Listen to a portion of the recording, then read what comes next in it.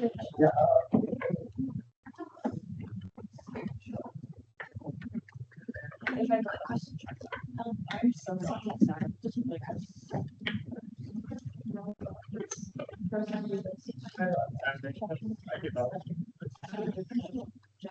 technology?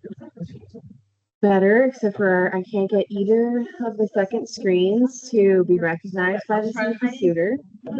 I just asked somebody to check and see if our Senate link works on from the Senate website. I don't know. I have not done. That might be an Ask LSC people.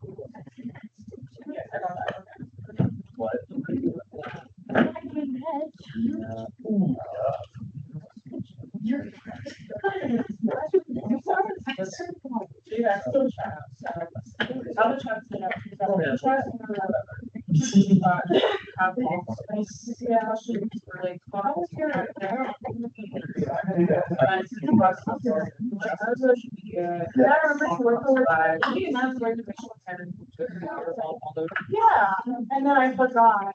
And then I saw, and I was like, what? I'm crazy.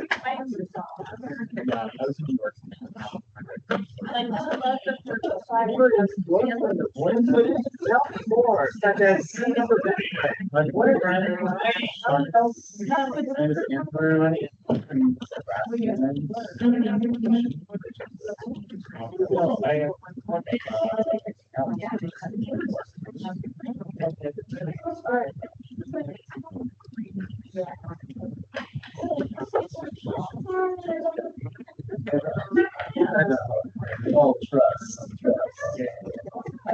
Malicious intent is my forte. As highlighted by. Yeah. No, we can't have that. Okay. It's hard to break it. Also missing I love awful. Okay, so I think it's the right Teams link. When I went to click on it from my phone, it was like join or switch over. Yeah. So So we should be good. there's no one on it, so I'm a little worried. We get into it. So, Somebody is saying something. well, because the recording of the transcript, I'm not just like, if everyone's in a different meeting like last time, I would like to know that. Yeah. Will you try it on your device? I was a senator last year, I haven't gone to the session, joining this one today. Yes. And then. I'll write it. Yeah. I don't have any of those.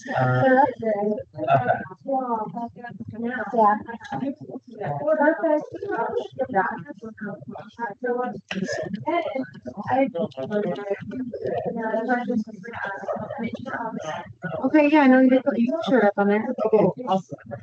So then we should be okay. I'm gonna send myself. It's only 33, so I would give it just a couple minutes for everyone to filter in, and I'm just gonna get 2 things set up. Like, We're like 100% sure it's the first week now, right? What? the mic. Oh my. I personally have been doing this. You're good. You're good. No. Okay. I have a question for you. What are committee abstracts? Where what? Committee abstracts.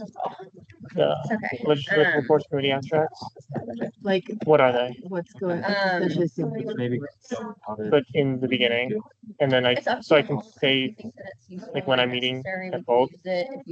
Sorry, I'm just confused with what they are. We have. I have always seen it used as like, here's what we did. and what Okay, we're working sick. on. Also designate. Thank you. So totally up to you. I'm okay with it if we get charged, but I just feel like that is. Good, how are you? And then we're gonna and if they do find ours in the closet, we're just gonna use that. So. Should I take that with me when the meeting starts? Put it in my desk. Leave it out. We have been. Yeah. That's what- Yeah, so it makes me think that. Yes, Did that was good. decide to put it in the closet. I have my fingers crossed. Yeah. Okay. Thank you. They should be served. They're still gonna send. Good to go then? I Yeah. Mail. think so. Let me just, okay, I have the folder with everything. So we've got the agenda up, we've got Teams. Actually, let me really quick. We're recording on Teams. We've got at least one person online. What I will do is.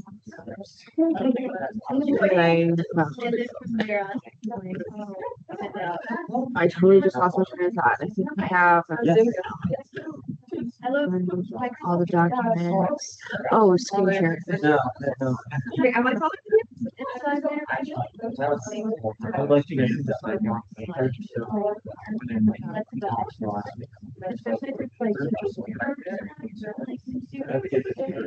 Oh.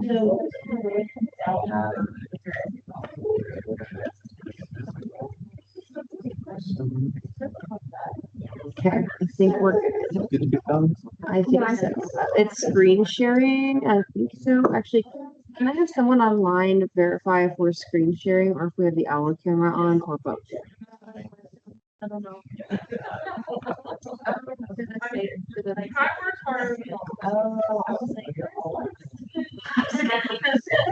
Sorry, I should have explained that. Just. I recorded. And this next week I'll be in the office. Yeah. We don't have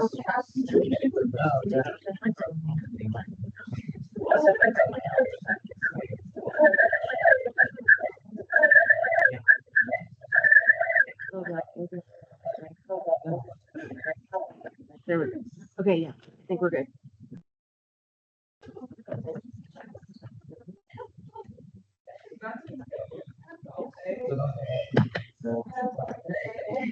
Yeah.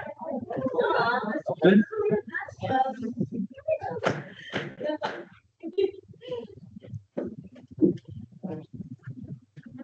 Good evening and welcome to the third session of the Senate.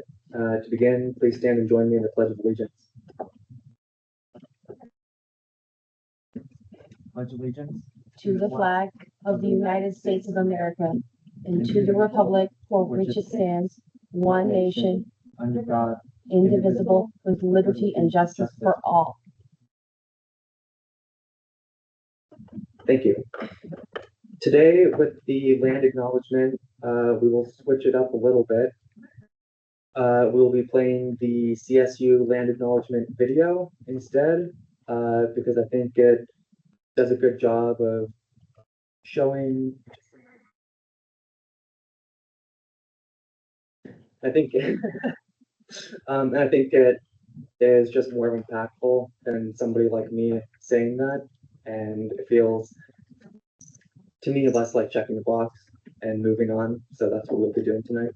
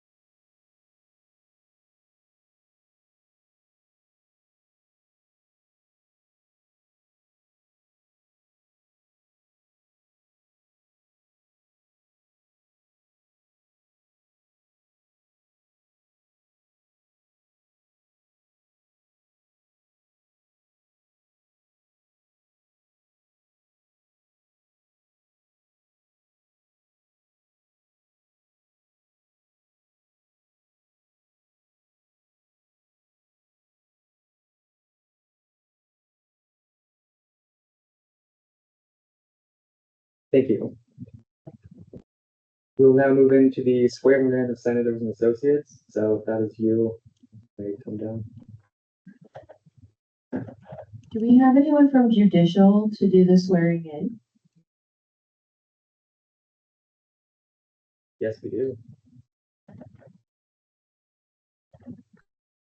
Swearing in senators and associates.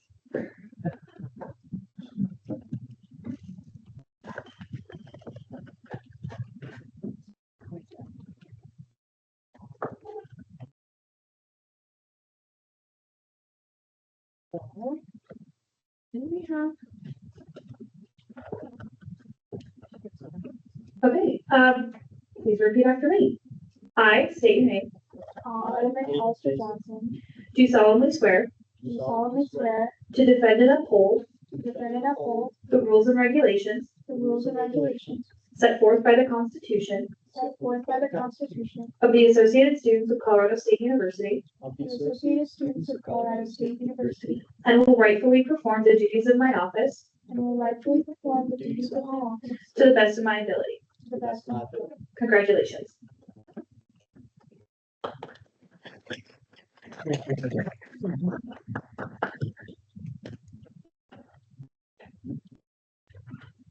We will now move into the beginning roll call.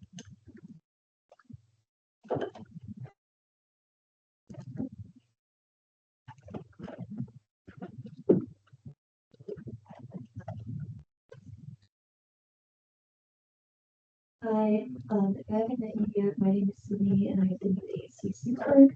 So this is the first time I'm taking roll call. So if I mispronounce your name, please come down at the end of the Senate session and tell me how to pronounce it. It's very important. And if your name is not called, it's likely because you've just been ratified or sworn in. So we have a green sheet up here. If you could come at some point during the session and put your name, position, email, that would be great. So, Senate Speaker Taylor, Here. Speaker Pro Tempore Reese, Present. Parliamentarian Camber, Present. Recruitment and Retention Officer Kelly, I'm here. Chair Lutz, Here. Chair Miller, Present. Chair Myers, Here. Chair Davis, Here. Chair Bucknor,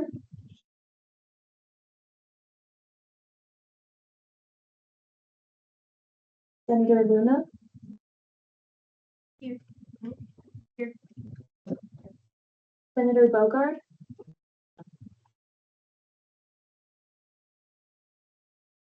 Senator Bouchot, Here. Senator Melchior, Present. Senator Frisk, I'm so sorry. Present, and it's Frisky.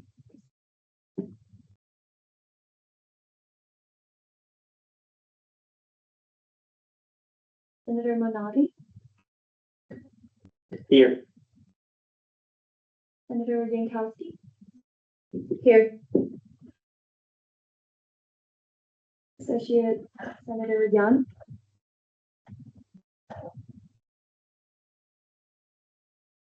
Senator Pickerel, Here. Senator Laura Cardell, Here. Associate Senator Hernandez,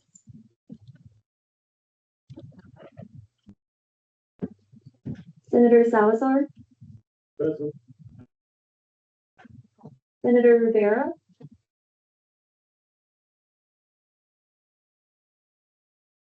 Senator Evelyn Rivera,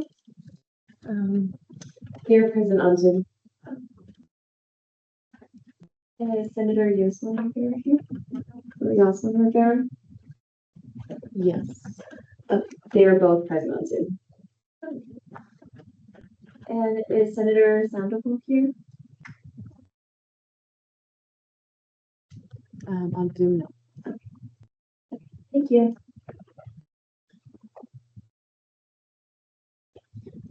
We will now move into the consent agenda. Do I see any dissent to the agenda? Seeing none, we'll move into gallery input. Do I see anybody in the gallery who wishes to speak? You will have 5 minutes to speak, with gallery input not exceeding 30 minutes total.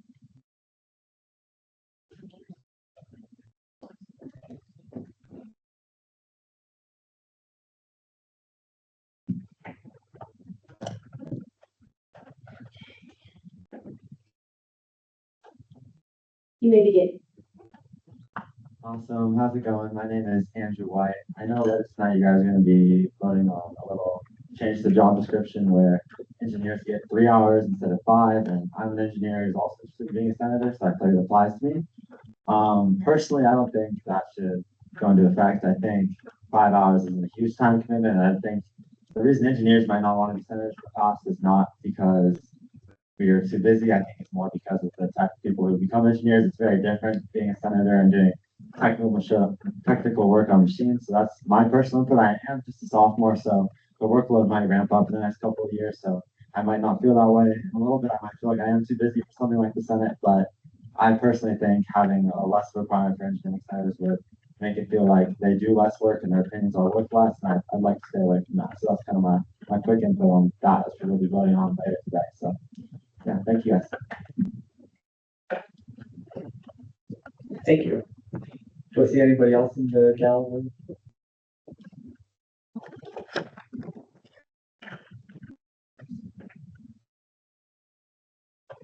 Hello, everybody. My name is Jared McLaughlin, and I'm a graduate student in the College of Engineering, speaking on the same issue. I think I have a slightly different opinion because I have been through 4 years of not engineering, but physical science, which is very similar. And I think that due to the issues with recruiting engineers or senators from the College of Engineering, it might be beneficial to reduce the requirement to just create a lower barrier of entry into the ASCSU Senate for students from the College of Engineering. Thank you. Thank you. Do I see anybody else who wishes to speak at this time?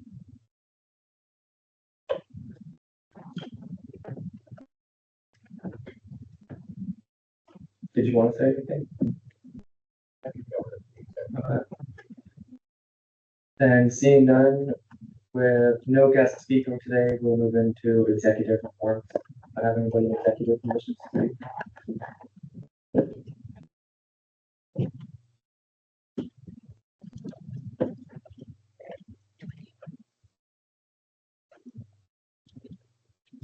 Everyone, Nick, student body president.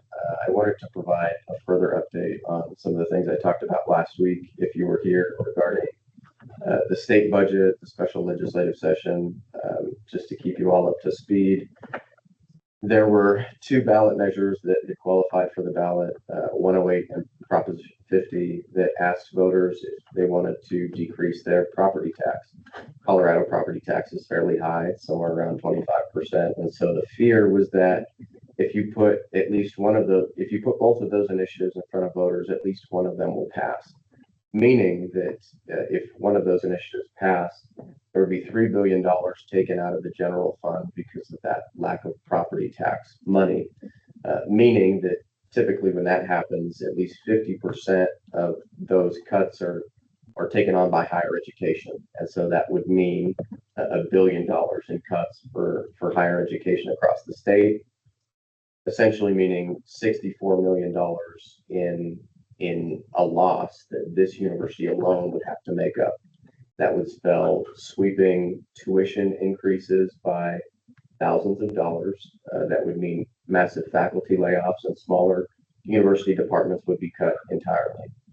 Now, there was a deal with legislators to engage in a special legislative session, and the proponents of those 2 initiatives said if you engage in the session, tweak property tax a little bit, then we'll remove those two initiatives from the ballot, and we won't run anything again for the next 6 years. There were some problems in the Colorado House of Representatives passing that legislation, but through some of the work that the CSU lobbyists had done, our lobbyists had done, and some of the texting back and forth I had done with legislators, that did pass the House. It's off to the Senate now, and it's going to pass the Senate. So crisis averted, you won't have to pay thousands of dollars in excess of tuition. And if you like the professors you have, the likelihood of them staying is pretty high. I also just want to welcome you all here to the ASCSU Senate. I used to be the Speaker of the Senate in a different lifetime, and it seems like that now. But the experience I had here made me grow some thicker skin than probably should be necessary in a branch like this. And so I want you all to engage in a little exercise with me. I want you to imagine that there's a big red button in front of you, and on the count of 3, we're all going to press that big red button. There's nothing that's going to be, nothing crazy is going to happen. I'm not going to combust if you press this button, although there might be some of you that wish that would happen. But okay, so this button in front of us, this big red button, on the count of 3, we're going to press it. Ready? 1, 2, 3. What you just pressed was our reset button. This is a new, this is, yeah.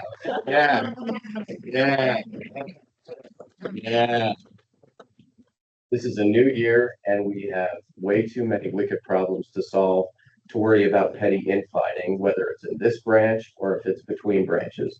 We have to work together to ensure that tuition stays low. We have to work together to ensure that if you have issues affording to live in the city of Fort Collins, that you can find housing. And we have to ensure that if you're hungry, you have resources to fill your belly. That's what we should be worried about, not scoring political points with one another. So thank you for hitting that reset button, and I'm glad to start this new year off fresh. Thank you.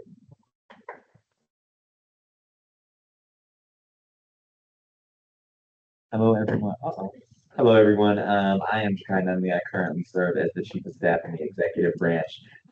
Nick, thank you. That was so mindful, so thoughtful. Stay with me. Very good. All right. I have a few updates. I have worked so hard over the summer to plan this ASCSU retreat happening Friday.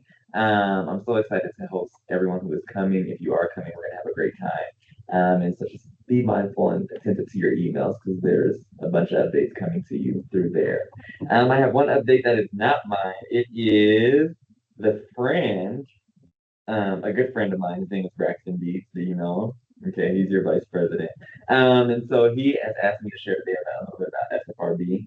And he says SFRB, the Student Fee Review Board, determines the amount of money paid in fees by each student at CSU, culminating to a total of $56 million to fund campus programs such as the rec center, transportation systems, athletics, and much more. The time commitment is Mondays at 4 to 6 p.m. Dinner is provided for all of the spring semester meetings, and the application is due by September 4th at 11:59. Please join SFRB. Your voice as a student matters. If you know students who would be interested in SFRB, please share this information with them. If you do need the QR code or any more information about SFRB, please contact Braxton. He is the ASCSU Vice President email. Those are all of my updates for today. I don't have a reset button analogy for you today, but I do want to say welcome and thank you so much for being here and giving students and your colleagues your time on a beautiful Wednesday. So happy hump day for many more to come. And that's all. Thank you. Thank you. Moving now to judicial reports. Do I see anybody in judicial who wants to speak? Okay. Seeing none, then we will move into legislative, beginning with officers. So I guess I'll begin that. I don't have anything that's exciting to say. I don't have any fun buttons to push. But we do have the election tonight of the Budgetary Affairs Committee on the agenda. So hopefully we can have that poll. Be thinking about if that's something that you would like to do. That's all that I have. Anybody else?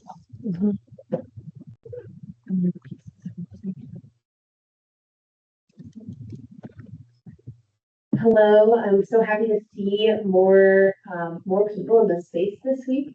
I'm your parliamentarian, Kimmy Camberg. It's a mouthful. We're just gonna go over some of the things that I went over last week, just since we have more people in the space tonight. We're working on redoing our green and gold books. So if you have anything you want to share about your lore, about your experience at ASCSU, anything like that, please reach out. Or if you want to be a part of that process, please let me know. We have a Teams channel going. I'm hoping to host an event on civic engagement, on how to be involved in civic engagement outside of just voting.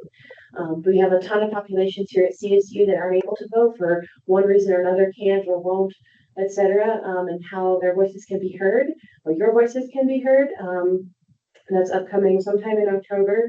I want to put everyone's radar on about the Safe Zone training September 17th that you can sign up to do. I think that as people who hold power and representing students in this space, you should absolutely be doing that training. There's a ton of them throughout the year, but that's what we have coming up soonest.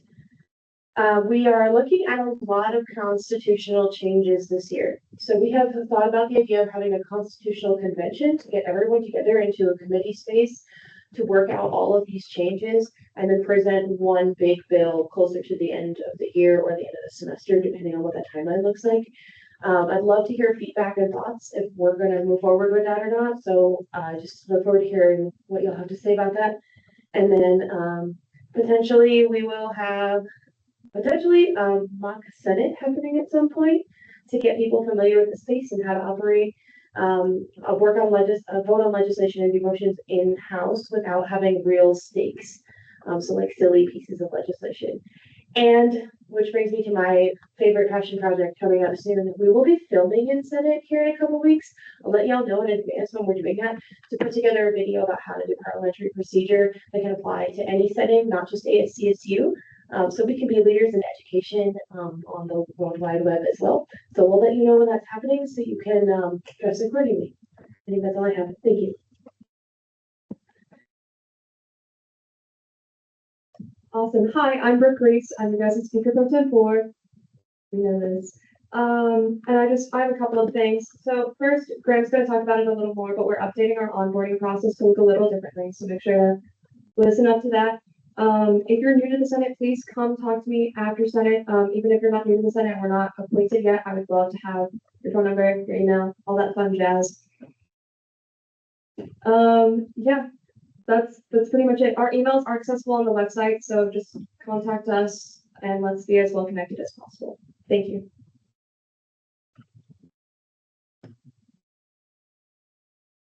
Ladies, gentlemen, and other distinguished guests, or my preferred greeting is party people. Yeah, onboarding process for this year, pretty simple. At minimum, we ask you to attend a Senate session before you commit, just because, don't go in blind. Or you're on YouTube, we have a YouTube channel for past ones, so you can totally check it out there.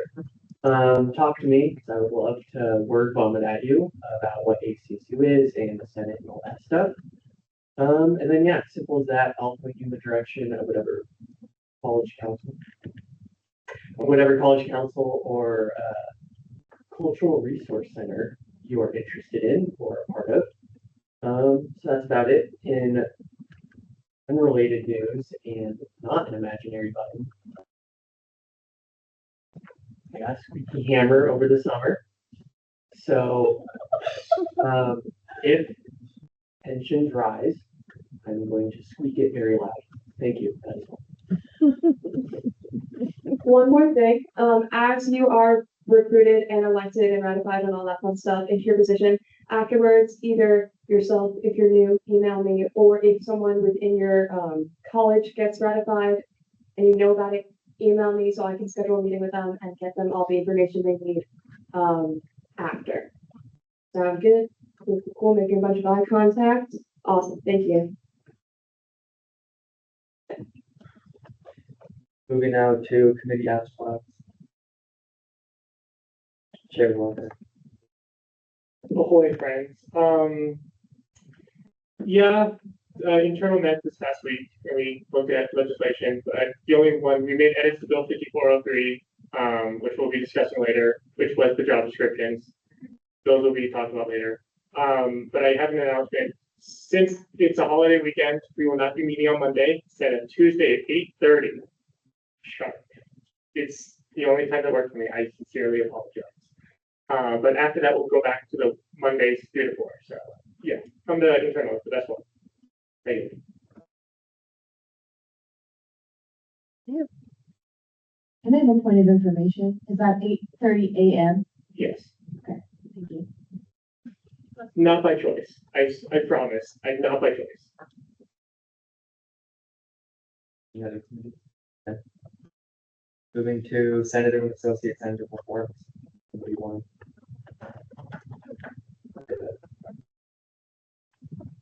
I'm struggling to take off my pocket. I don't know why. But okay, so BAC is having their annual barbecue tomorrow. BAC office, yay! So come for free food, some yard games. It's gonna be fun. If you don't have transportation will also be provided.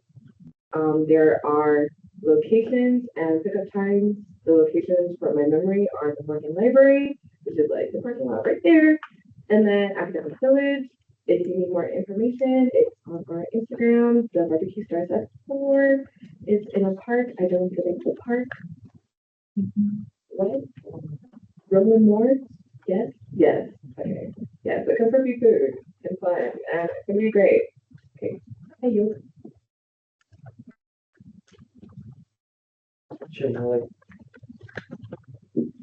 Hi, so I'm a senator for the Agency for American Cultural Center. So, part of my job is to inform people about events going on there. There's a Try to Understand next Tuesday from 5 to 6. The title of it is Try to Understand, Try to Understand. So, learn more about what it's about. The APAC Peer Mentor Program basis where they're accepting applications continuously now. So if you know anyone who wants to apply for that, let them know. Also, unrelated, I am the vice president of the astronomy club, which is meeting for the first time next week on Tuesday at 7 p.m. on the IM fields. So be there. Pretty please. Can I go to good round here? Okay, I'm gonna yield to okay.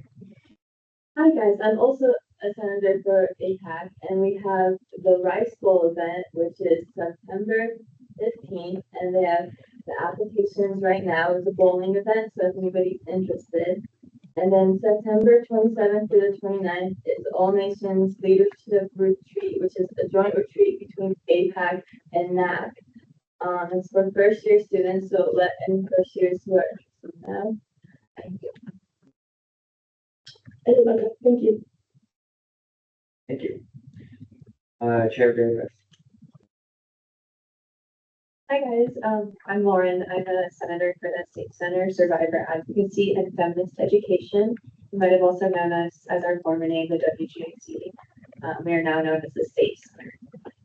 So not a lot going on in terms of like programs or events, but just to kick off the school year, just a little bit of information about the office for those of you who aren't aware. We focus on feminist education throughout the school, so we oftentimes do presentations to like classes, FSL, sports teams, all of that about like interpersonal violence and safety on campus. And then we also provide confidential advocacy, and that is located in the Student Services Building. Our education office is here in the LSC. And that's also just like a really calm space. If you guys ever need a place to decompress, come stop by. It's really cool there. So again, not a lot of events happening, but the State Center also has, I always like to plug this at the beginning, has the Victim Assistance Team hotline, which is open 24/7, 365. I will post the phone number in the group chat when we get one. And then it's also available to text 8 to 5 Monday through Friday.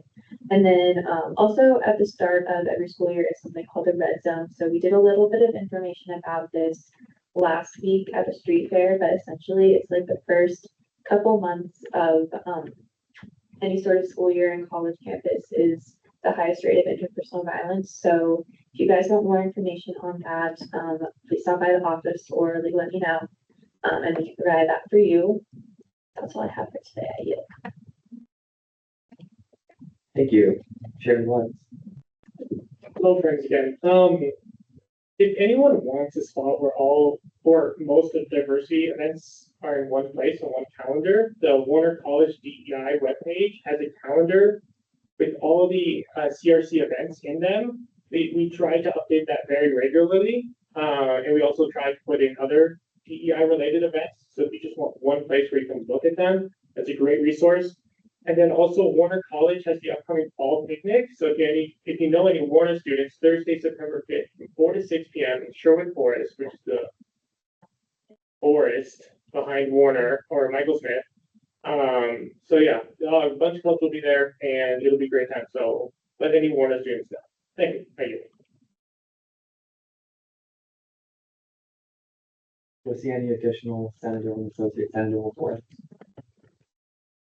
Seeing none, we'll move into conference business with 2 hours on the conference clock, beginning with the ratification of an additional ESOP member.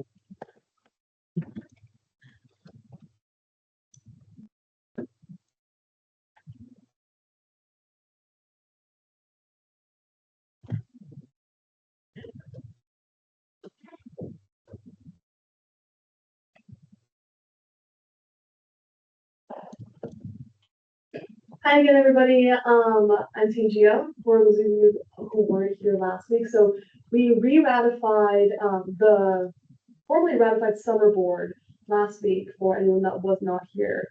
And tonight we'll be re-ratifying Jakai. Additionally, I want you guys to all know that BSOP and Travel Grant is now open for funding.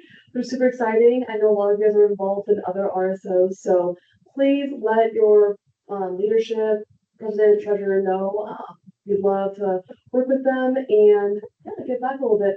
But I'm gonna have Jakai come up here and tell you about himself, which I think you guys all have heard some sort of bio, but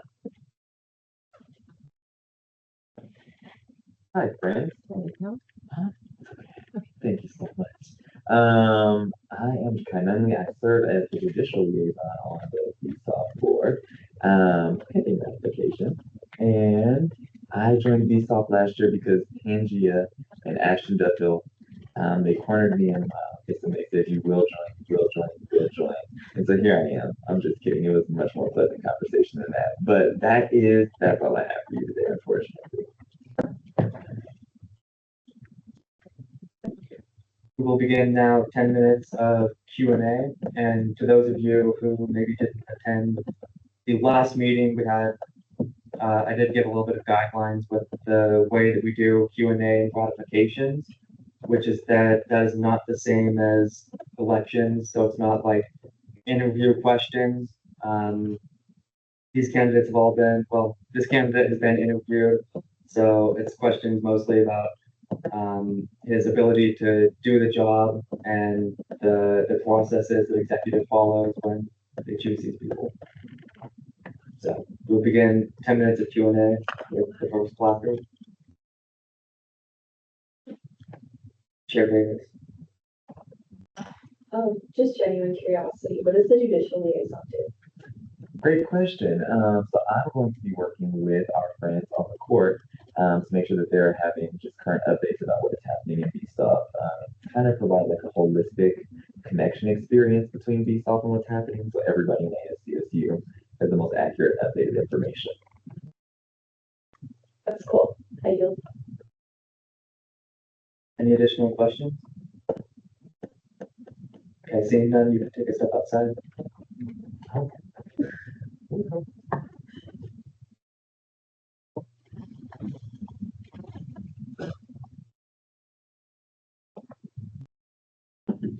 And we will begin 10 minutes of discussion and debate with Senator Monanti. Thank you, Mr. Speaker. I trust that the interview process was done. I'm pretty sure none of us here have a doubt of that. We've all worked with you guys. We know how it works, his work ethic. So, yeah. Is there anyone else on the speaker's list? Then I motion the previous question. Do I see any dissent to that motion? Okay, we will now move into a period of voting. Senator Monanti, Can I motion that this candidate be ratified with unanimous consent? do I see any dissent to that motion? Seeing none, this candidate is accepted with unanimous consent.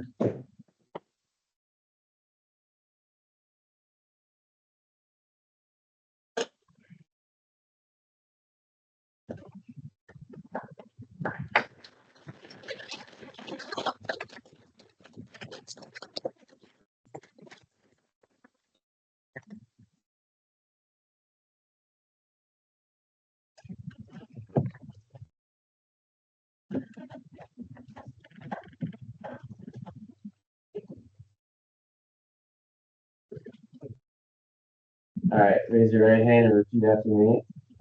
There you go. I state your name. I, Jakai Beverly, Do solemnly swear do solemnly swear to defend and uphold the rules and regulations to defend and uphold the rules and regulations set forth by the Constitution set forth by the Constitution of the Associated Students of Colorado State University, of the Associated Students of Colorado State University, and will rightfully perform the duties of my office and will rightfully perform the duties of my office to the best of my ability. to the best of my ability. Congratulations.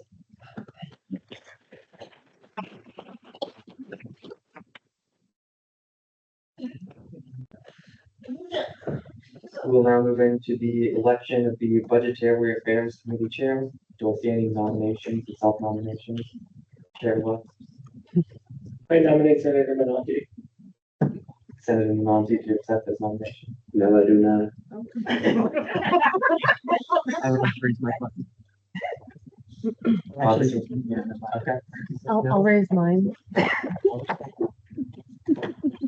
Parliamentarian Campbell, I'd like to nominate Enoch Renanti. That's two down, still no. do I see any additional nominations? I would like to nominate, no.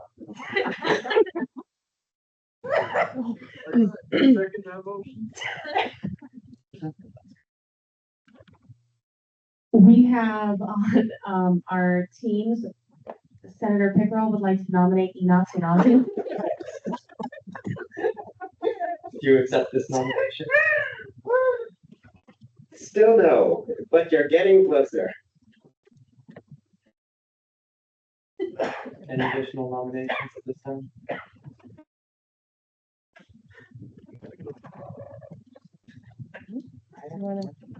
Did Morgan? Yeah, you have ex officio status. Come on. Come on, then. I'd like to nominate Enoch Renanti. Do you accept the nomination?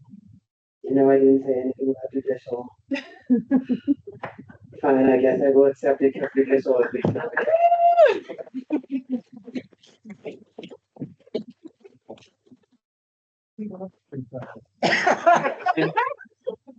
Any additional nominations? Actually, hang on. Senator Monti,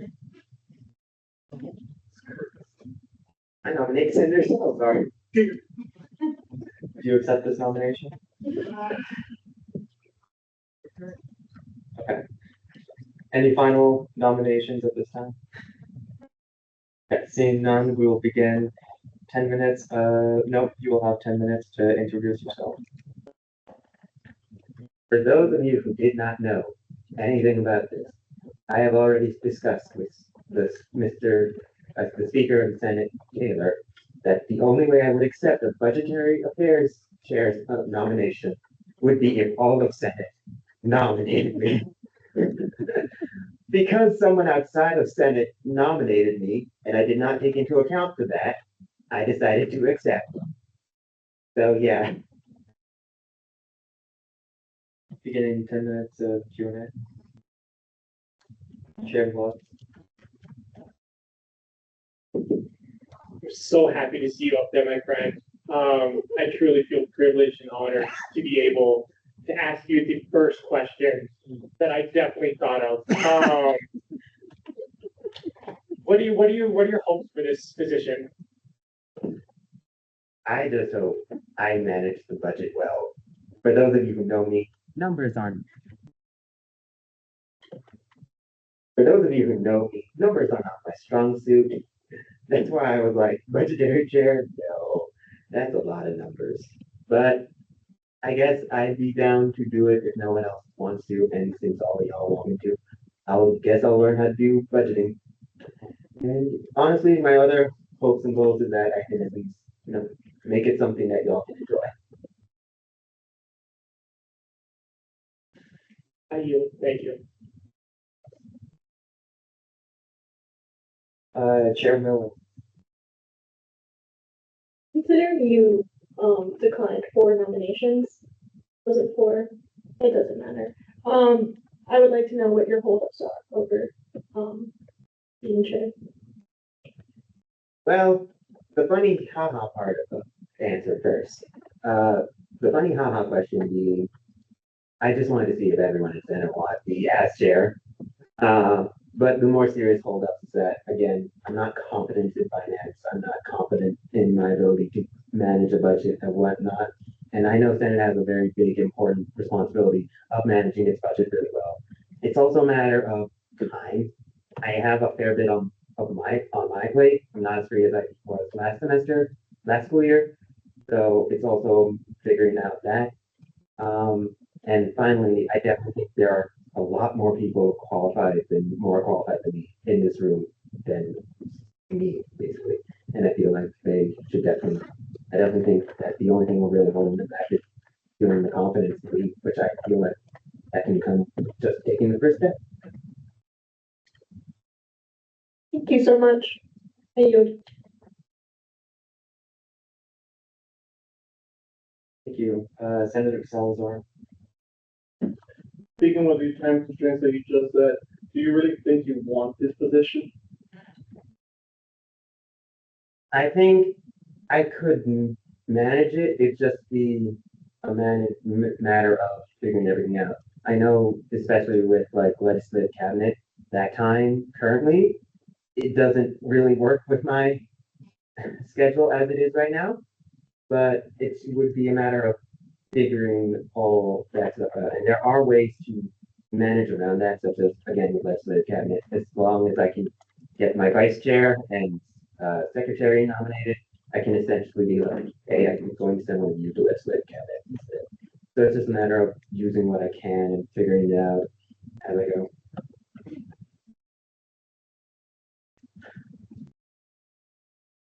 For a point of clarification, we do have flexibility in our legislative cabinet time will most likely be changing because we haven't filled all the chair positions and because one of our current members, that time does not work. So if that should change your thoughts, I just wanted to be transparent there.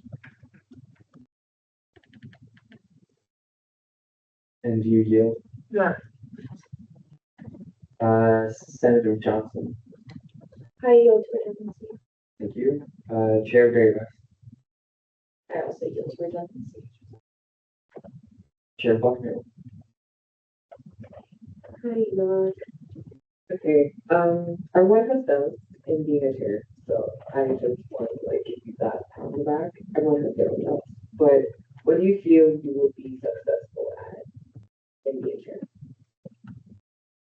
At least setting up a committee. I feel like I can be confident in that, considering last school year I did run a committee. I ran the Diversity, Equity, Inclusion Committee last year, which is probably one of the reasons they all wanted me back. But yeah. Okay, thank you. You're gonna do great. Senator Woforski. Okay, hi. This is gonna be basically the same question that Senator Salazar asked. But my question is do you feel excited about this role? Because I also don't want you to take on this responsibility and then not feel excited or not want to do it just out of obligation to us. So I just want you to protect your peace in this. I think, as you said, I do need to protect my peace, but a part of my job responsibility as a senator is to also do what's best for the students. And sometimes that does mean giving up a little bit of my own peace.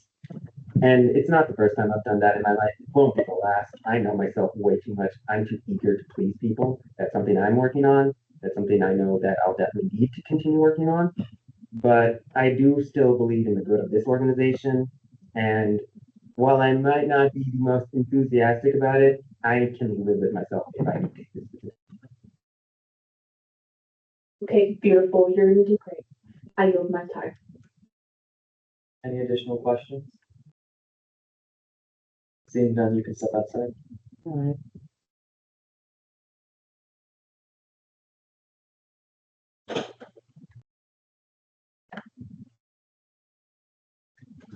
We will begin 10 minutes of discussion and debate with Senator Johnson. I don't think it's fair to give him this responsibility. He said he didn't want it 4 times, and he said that he would give up his like time and space and for this job, and I just don't think that's fair for us to expect that of someone. We want the best, like the best chair that we can possibly have is somebody that is mentally there and mentally able to show up in the best way possible. And so I respect, like he is such a good chair, and I totally get it. I just don't think it's fair to him to put this responsibility on him. I yield. Thank you. Chair Davis. Kind of the same thing. I think Enoch's really cool. He did a really good job with TEI, but like he literally said, he doesn't feel confident managing the budget. We have a very large budget that has real world effects on students here at CSU. And so not only is it not fair, like Senator Johnson said to Enoch, but I don't know if it's necessarily the best idea for the student body to have a chair who does not want to be there and doesn't feel like they can do the best job. So I feel like it's a better idea for us to wait for someone who feels confident, and maybe if there's anyone here who has like just seen this and it's like, oh, I feel like I know numbers and budgets and I feel like I can do that. That's awesome. Like now's your time to step up and really take a leadership role. But I just don't necessarily think it's the best idea to nominate Enoch. Thank you. Senator Forsky. Okay, I'm just gonna explain my vote really quickly. I'm gonna vote yes because I do have confidence in Enoch's ability. And I absolutely understand all the reservations about that. But I'm gonna respect his choice to still run. And say that like if this is the decision he wants to make, then I'll support him through it. But I also, it's hard for me to want to put him in a position that he doesn't want to be in. I yield my time. I love Enoch. Actually, wait, I I love Enoch. He will do a fantastic job. But I do worry a little bit about him. I yield my time. Thank you. Senator Salazar. I love Enoch. He's a great person. I know he could do the job. Unfortunately, like everybody's been repeating, he declined the nomination 4 times before somebody out of Senate nominated him. And I feel like at first he took it just as a haha joke, just to be funny. But like people have said, there's reward consequences to this, and the issue stands that if Enoch doesn't want to do it, we shouldn't make him do it. It does come down to it. Like I'm going to vote no. I yield. Thank you. Senator Varga.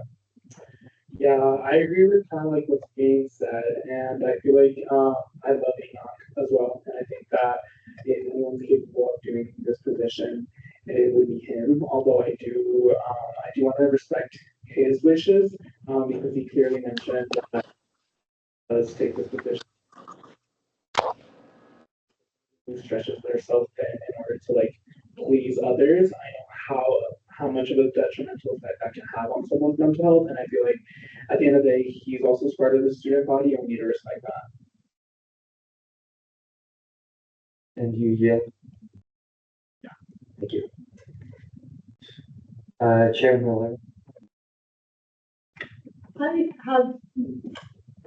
am confident in Matt's ability to lead a committee.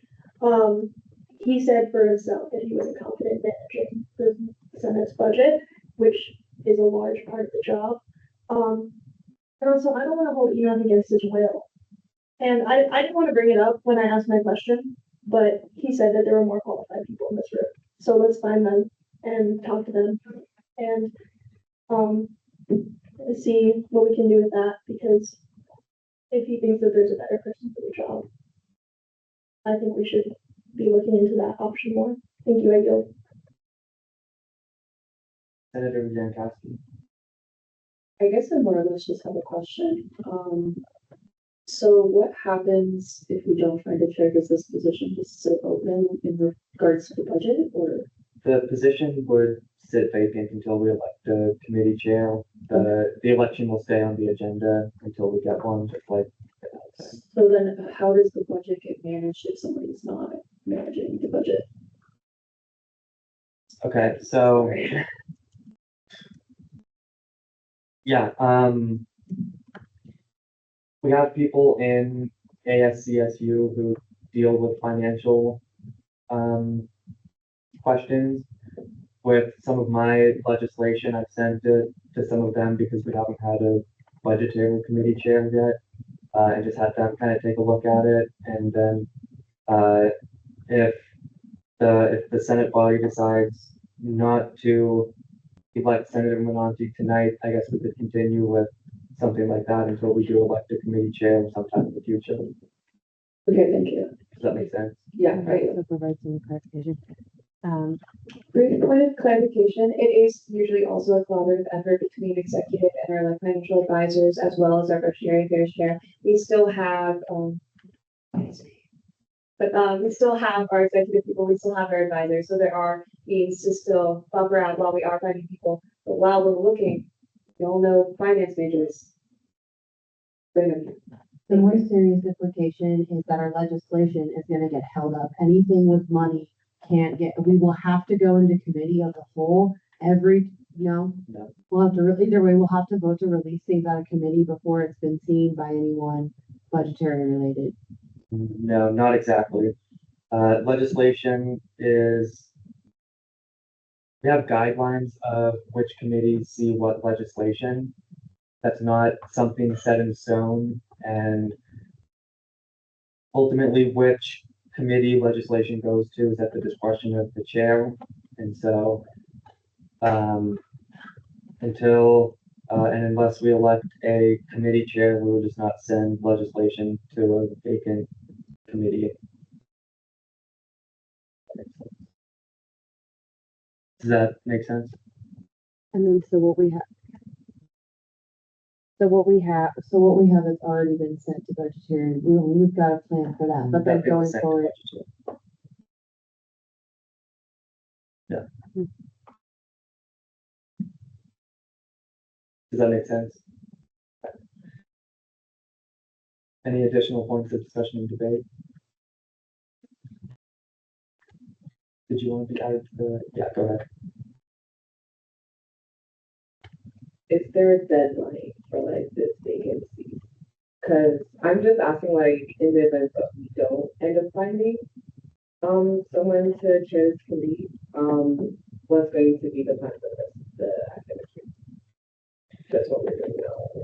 So we don't have any set deadlines in the government documents like the Constitution or the bylaws that say that we have to have somebody by X date. So the position would, if it is not filled tonight, it would be sitting vacant until it is filled.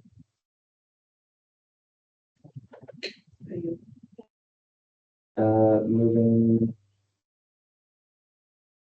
back now to Senator Laura Fargo. And now to Senator Johnson. I say we give it like 2 weeks and ask around.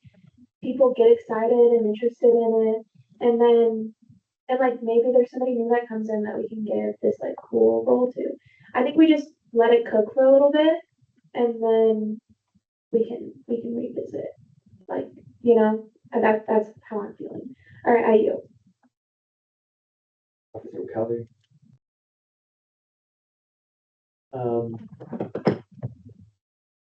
I don't think it'd be the worst thing if he's voted in because he can set up the committee, and he'll get a vice chair.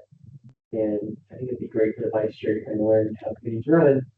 And then if he wants to, he can always just drop it. And then if anything, the vice chair is right there or anyone else. So if it means just filling the position, I don't think it's the end of the world. Because more people are going to come. I can assure you I'm getting lots of emails. One of them was just a business major focusing in finance. So that's my say. Thank you. Any additional points of discussion and debate? Our time is up. Okay. As time on discussion and debate, so we will move into a period of voting, which, according to the bylaws, I believe is supposed to be done by a secret ballot unless we have enough candidates to fill the position.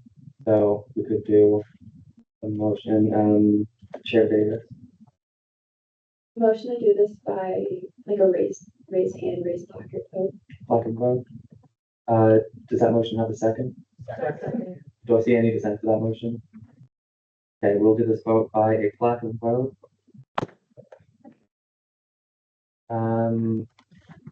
All those in favor of accepting Senator Menanti as the chair of the Budgetary Affairs Committee, please raise your placards. No. Yeah, that was a good question. Associate senators do not vote on this. Yes.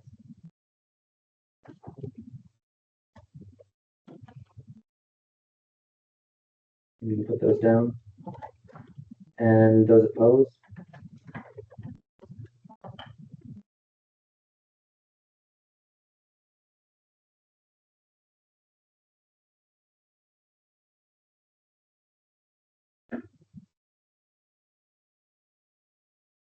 Any abstentions?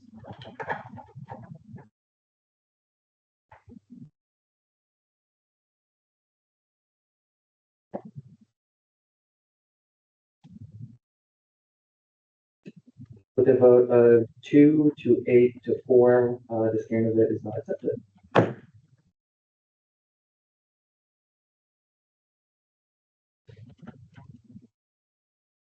The 2 to 8 to 5, where that's one updated.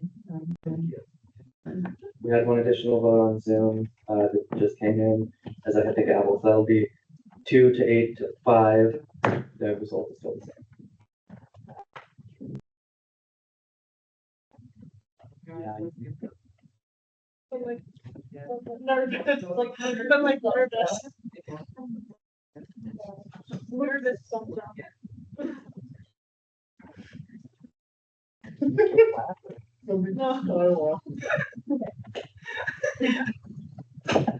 I'm sorry we're going to move on to you, but you will not elected to this position. Cool.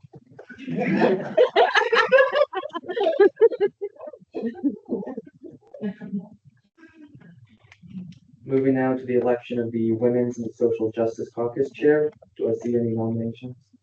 Chair Davis. I'd like to nominate Senator Christie. Do you accept this nomination? I do. Do I see any additional nominations? Self-nominations? Okay, seeing none, you can come down.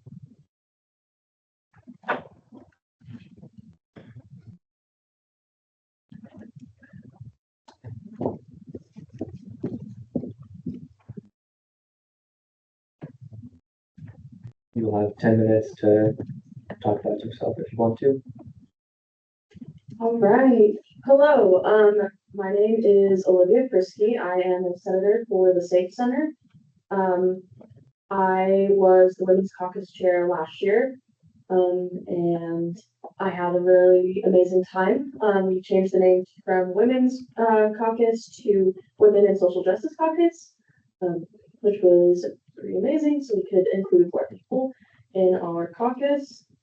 And this year I have a lot of different ideas. I think that this is a really important space where we can create community and really have a focus on transformative justice. Sometimes it's hard to work within the system, but this is an opportunity for ASCSU students and people outside of ASCSU to come to us and really work on issues. I also have a lot of ideas about like real change that we can implement. First things first is we're gonna get a bookcase. I'm gonna make that happen so we can get all of the books that we got last year because we had over 400 books donated last year at our book drive, which is super amazing. And basically my goal is to, as a leader, be someone who can propose ideas, but also is looking for other people's ideas. And I want it to be a space where anyone can come in and go, hey, I have a cool idea. And we can absolutely take it on, and I'll be a cheerleader. And yeah, I think the only other thing is I really want to work also with all the different branches. So I've already talked to Basic Needs. I really want to help with the project for emergency contraceptives that's already being implemented from last year and is worked with the Safe Center. So yeah, I yield my time. We'll begin 10 minutes of Q&A with the first talker. No questions? Okay, seeing none, you can take a step outside.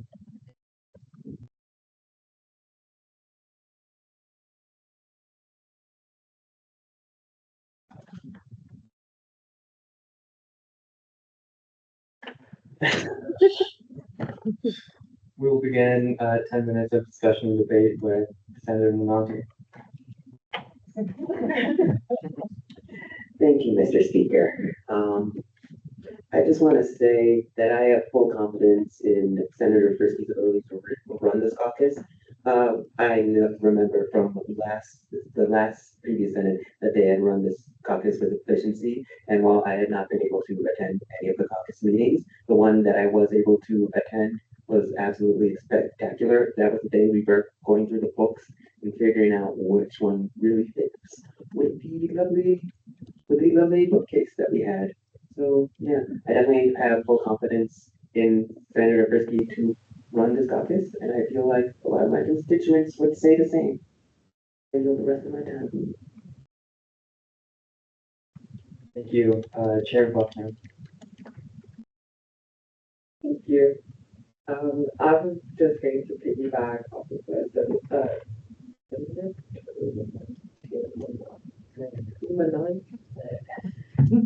right. Senator Frisky did an amazing job last year, and as you can tell, she has a lot of ideas for this year, and it's going to be equally good or even more successful. And as said before, I feel like the whole constituency would be in agreement.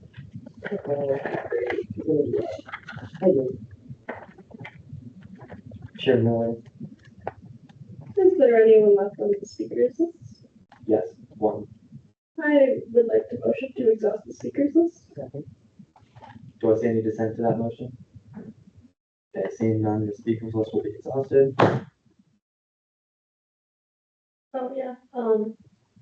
I went to her caucus like twice, and it was every time I was there, it was like a really pleasant experience. So I look forward to her doing more of that. I yield. And ending with Chair Vegas. I think Olivia Slates, she's awesome. I was her vice chair last year and she took the caucus from like 0 to hero. And I think that also, it was a really good learning curve for her. Like she kind of started out maybe not so confident, but at the end, like she really was making headway with the caucus. And I think that now that she has the experience under her belt, it's really going to take off. And for anyone who's like maybe thinking about joining but not so sure, like she's the awesome chair. Like if you come in there, even if you're there for just one time, like you feel really welcome. So everyone should come to caucus, and I think that she's gonna be awesome.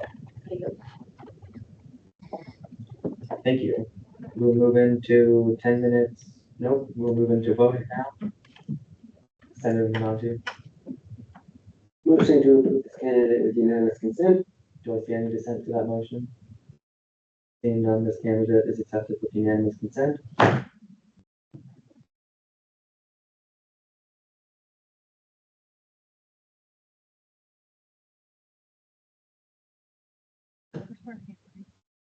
Okay,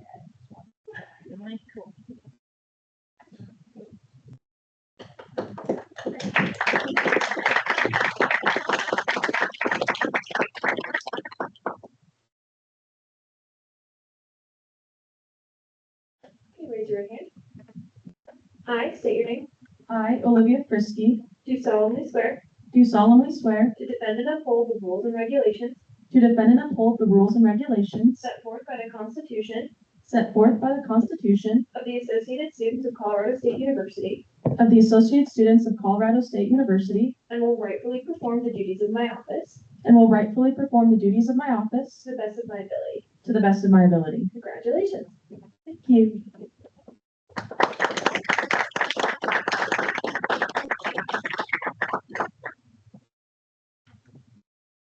We'll now move on to the election of the Accessibility Caucus Chair. Do I see any nominations and self-nominations at this time? Seeing none, we will move to old business. So I'm going to hand this off now.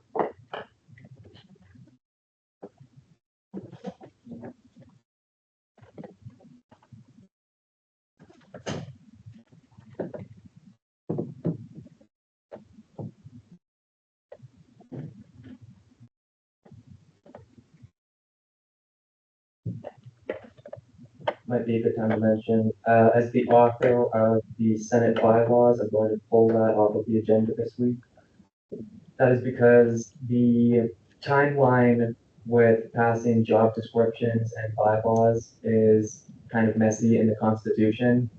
The Constitution says that the bylaws have to be passed at the third session of the fall, which will be next week. And it also says that the job descriptions have to be in the bylaws of the Senate. So essentially, we have to pass the Senate the Senate job descriptions tonight, and then we can copy and paste that into the Senate bylaws to be voted on next week. So that's why we will be doing that.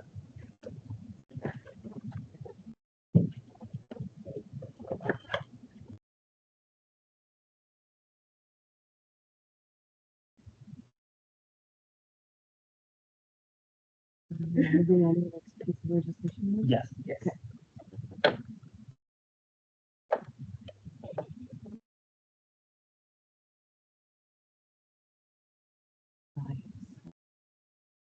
We have nothing to do tonight.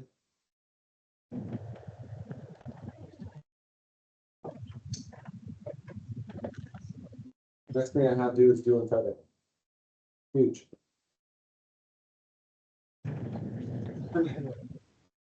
I've worked diligently.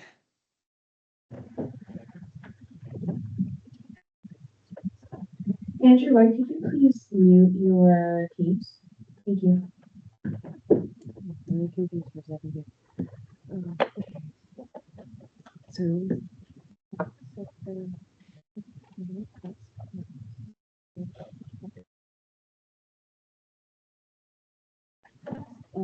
I think the Senate is just a vote. I don't think it takes much to vote.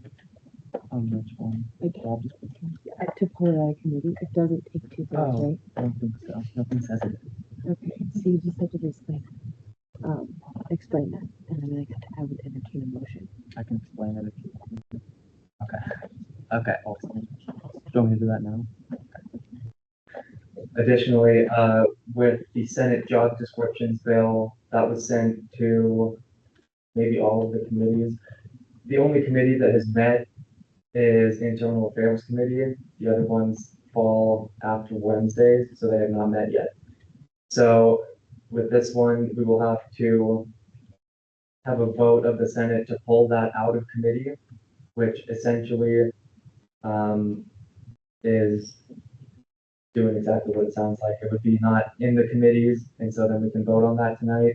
I will also be making a motion if we do pull that out of committees to go into committee of the whole, and so that we can have at least 2 committees to be looking at this, because I think that is valuable. So I move to pull the job descriptions out of, is it sent to both committees? The committees that are still in, I move to pull it out of those.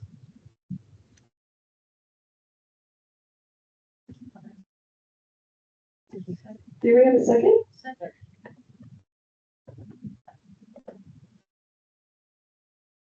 Just ask any dissent. Do I hear any dissent? Hearing none. This is pulled out of the committees that it's still in. I move to dissolve the committee of the whole by unanimous consent. Do I hear any dissent to that motion? Hearing none, this passes and we enter committee of the whole. For our new members, I'm just gonna give a really quick explanation of committee of the whole. So when you have to take something out of committee, or if we just want to all collectively make any changes, we are now not in Senate and now we're in committee, all of us together. It's nice. So we'll go through this piece of legislation, we'll go through the job descriptions, and we'll all work as if we were in committee to make edits. And make motions to make those edits. And then once we're finished, it'll take a 2/3 vote to take us out of committee of the whole, and then we can vote on it to get it going. Does anyone need any further clarification, or does that sound pretty straightforward? I don't know if I explained that very well. Chair Davis. Are we reading the whole thing or? No. I can just answer that one. Chair Myers. Quick question, do like edits need a second? Like if I make a motion, make the edit, does it need a second? Oh, I would say, I don't think so, because we're in committee, so we would operate this like we're in committee. Okay, thanks. I go.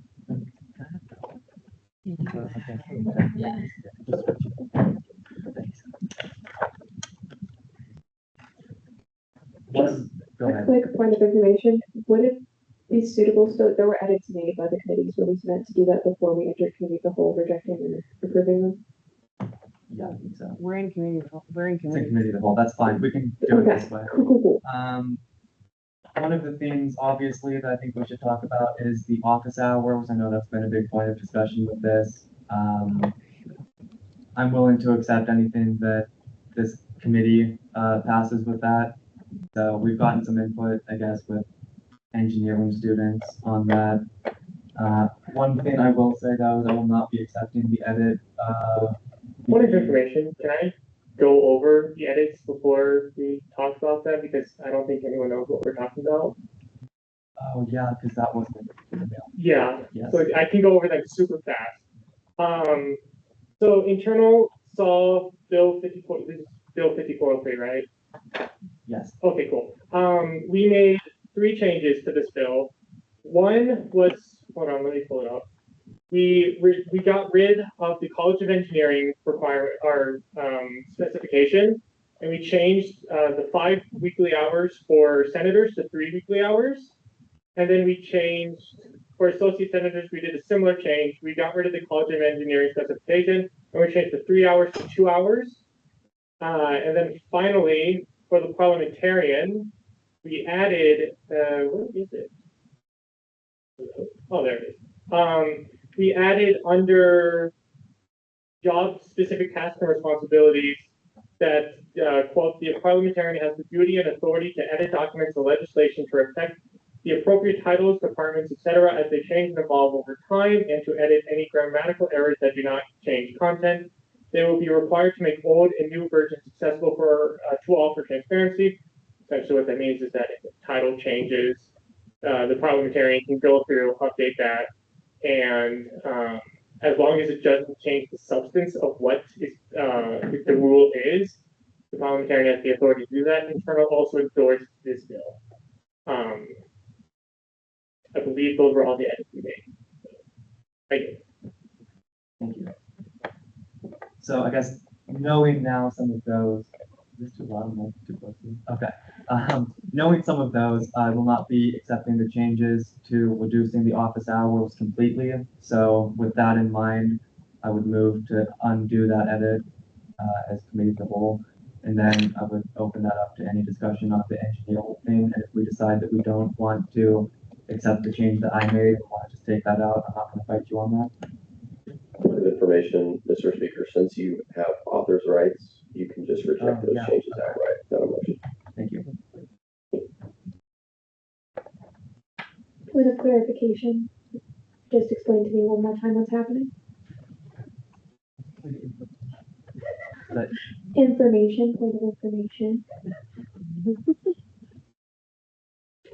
So essentially, we're just having a discussion regarding to the amount of office hours set out in the job descriptions. And as Hayden is the author of this piece of legislation, he can take it out just as is. that makes sense. I'm sure I'll figure it out. I'll yield, whatever. Yeah. Awesome, thank you. Nick? I'll be kind of in and out, so I'll add my comments while we're in committee of the whole, but I think it's important to just provide some context. I kind of alluded earlier that I used to be Speaker of the Senate, and so it wasn't very often that we have representation from the College of Engineering. Parker Doyle was kind of an anomaly.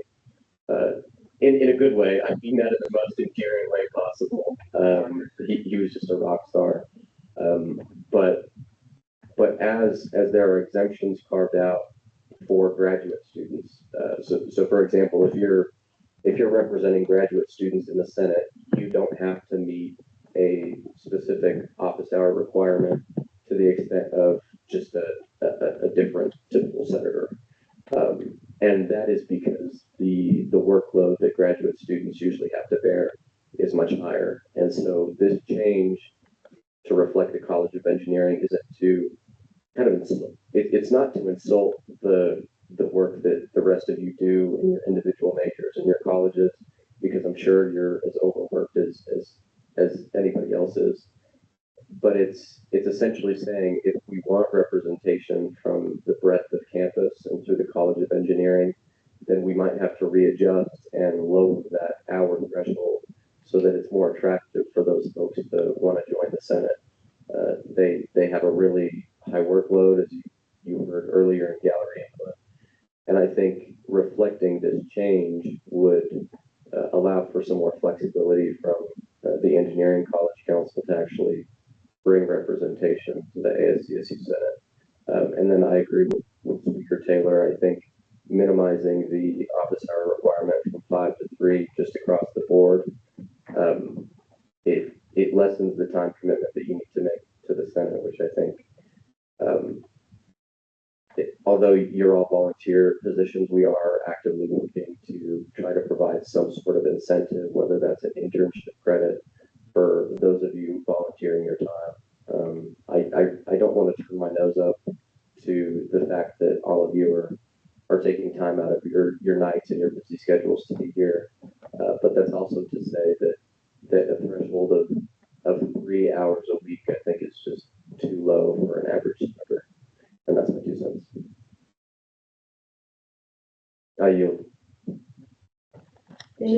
Just really quick, I just switched over to the internal edits version, so this is, unless any other, we don't have any other, anyone else who saw it. Okay, so this is our most updated version now.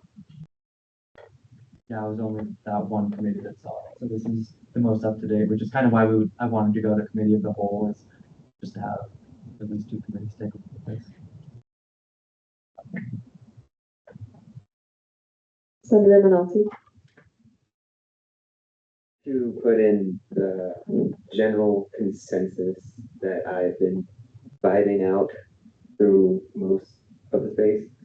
I think the reason why the whole lowering the threshold for the College of Engineering feels so contentious is because of probably one, how drastic of it is from 5 to 2 is a little bit way bigger of a change. Like, I am definitely willing to budge on that if we want to talk about that. and to further it, as I will also say, is that it's the fact that it's just specifically that college. I know that the College of Engineering has a lot on their plate, and historically we haven't always had that representation. But also, what I've also started to notice is some other colleges also can't really get that representation anymore, such as the College of Natural Science. I remember specifically with last Senate session, there was only one representative. We love Graham. Um, so I think just it being the singular college is also a big sticking point because I'm going to be honest, it's hard being a bio major. And as I've stated, I have a hard time finding all the time in the world for everything I do. And from what it does sound like, there are people in engineering who are interested, who feel like they'd be willing to work and figure out that 5 hours as well. So I'd be fine with removing it. I'd also be fine with like not just making it a specific college as well, and rather it being like a more broad standing point, which is what I think we really got at in internal, because we felt like if it's just one college, what about the others? I yield the rest of my time. Senator Laura? I see kind of like where everyone's coming from, but like my saying is if they wanted to, they would. Because at the end of the day, I myself, as a senator, I saw no representation for undocumented students last semester, and I was balancing 17 credits, 7 extracurriculars, and on top of a social life, and I did it. So I feel like if they wanted to, they would, and kind of like that's the message that I want to give. Like, if you truly want to see that representation, be that representation. Because people of color do it over and over again. Like, we want to see representation, we're that representation. And if other people want to see that representation within their college, they can do it. I yield my time. Thank you, Chair Miller. I was just, this is slightly unrelated, but a little bit related. There used to be one of the office hour, like, things. One thing you could do just to fulfill your office hour would be like an hour of like free time. And I think that putting that back could, allow for like a little bit of wiggle room with majors that are harder. I'm always doing my homework in here. So like I'm a STEM major. So that would be helpful, and I think that could mitigate some problems that. I will add quickly just to that. I'm always willing to be flexible on just about anything. I know that those busy weeks come up that I feel like I have time to do absolutely nothing besides school, and I know that we all have those. So I'm always willing to be flexible and to adapt to that. Yeah, so love that. Yeah, that's just something I wanted to suggest because I feel like that can help with like the whole engineering argument. I could explain too why I took that out if you wanted to. That's very nice and kind of you. So that was something that I noticed in the job descriptions that I thought was kind of funky, so I took it out. I think that doing the job of a senator was to do the job of a senator, and to do my job is to do my job, and um, it's not something that should be kind of built into that to have the time to do not the job. And so I took that out because I thought it would make the most. I don't want people to use office hours to do stuff that's not related to the Senate, so that doesn't make a lot of sense. So I took that out. Like I said, though, I'm always willing to be flexible with that. I know that stuff happens. Yeah, I was gonna possibly suggest that we could limit it to maybe 1 hour a week as like a compromise potentially, of like that one's confined to 1 hour. That's what I got. That specific point. Cool. I yield.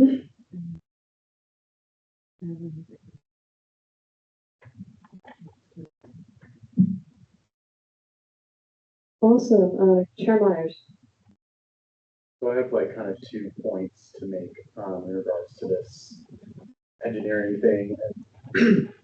I represent a college that has had historical underrepresentation in this space, College of Veterinary Medicine and Biomedical Sciences. I mean, until recently, we're here now, but, you know, that also is a college that has very difficult degrees, and, STEM majors are pretty underrepresented in here, I find.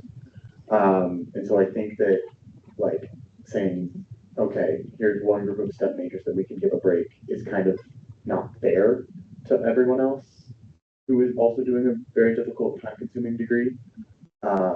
We all take really hard classes. Doesn't matter what your degree's in, but specifically for STEM, they are very time-consuming classes.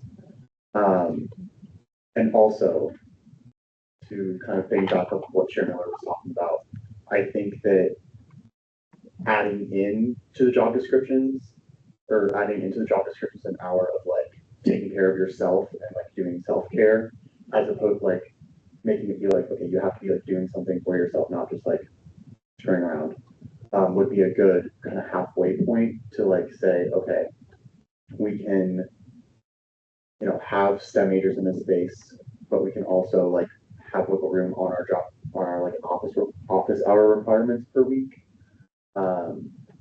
And I just think, hold on, I'm losing my train of thought here, but I think that's like a good midway point between lowering the office hour requirements and taking out that part of the job description.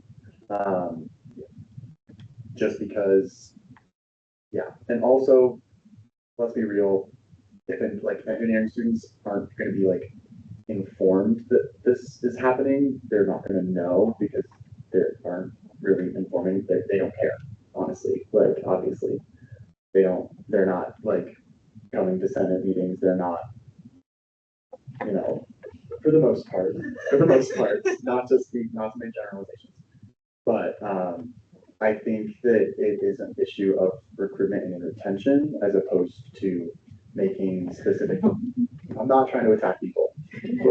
Issue is not the right word.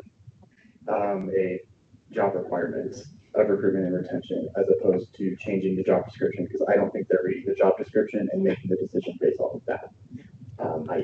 I will say quickly, I've had a lot of discussions with engineering students in the last year and a half about joining Senate. And before I even mention anything about job descriptions and time commitment, they cite that. And so they do know about it. So it's not just people don't know, so they don't get involved. They do know, and they've all consistently told me multiple times that I've met with them that they just don't have that time. So that's why I made that change, and it's not just because they don't know about it. They do know about it. Okay, sorry, can I unyield? It's a committee technically. So. Oh, sweet. Okay. Did you speak to other STEM major departments other than engineering? So I have spoken some with students of many majors, but I haven't had specific events and times I've been at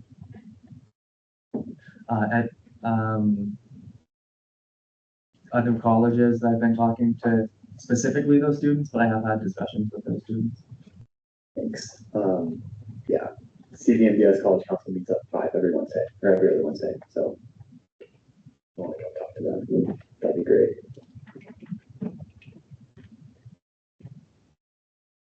Quickly, I do want to remind us that we are in committee, and I would strongly entertain motions to make edits, just as a quick little reminder, so that we can get this back out of committee. Okay, with that, Chair Frisky.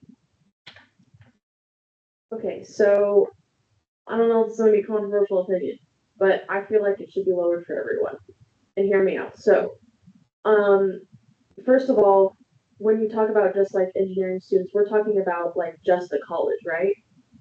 Like just the college, the people who represent the College of Engineering would have it lowered. Yes.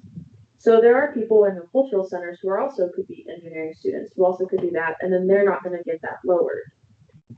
So there's a difference between like, then how are we going to help the students in the cultural center who are also engineers and at the same level, you know? I know time commitment has been something that I've struggled with. I mean, I work 2 jobs on top of working or going to school full time. I have an autoimmune disorder that's yelling at me right now. And like last year, I used to go from Senate, go to sleep, wake up at 5 a.m. to go to work, then go to class, then the whole thing. So like each individual person here has a different set of needs, and it's hard for, I think as an unpaid position, it's hard to like have 5 hours on top of the time that we're already in here. 5 hours, correct? Is that, am I tripping? So kind of, so yes, it is 5 now and it has been for quite some time for senators, although any time past 8:30 p.m. spent in Senate does count to that office hour. Okay, cool. I didn't know that. Thank you. So I don't also want to toe the line of that sometimes unpaid work can become a bit exploitative. Not saying this is what's happening in here at all. Not at all saying that. But I do think that maybe we lower it until there is an incentive, such as internship credit, such as something in that regard that would be able to quote unquote compensate us in some way. So I guess I'll quickly speak to that. Yeah. And that's a lot of what President DeSalvo mentioned a few minutes ago is that we have had a lot of discussions of getting some kind of compensation, I guess, for what we do in the Senate, if that's pay, if that's college credit, if it's something along those lines. I have been involved in some of those discussions. I don't know what the timeline looks like with that, but it does seem to be coming somewhat soon. And so my issue, if we take that down, is that that would be, and it's just one additional hoop that we would have to jump through to do that. And if people look at that and say, well, it's only XYZ amount of time that is less, then that might disincentivize that kind of a change. And that's something that the Senate has been advocating for quite some time. That is a good point. And like I'm in full favor of having some sort of like internship college credit. Like, I think that would be amazing. I don't know. I feel like something maybe in the time being that can be put in place. Question mark. But I yield my time.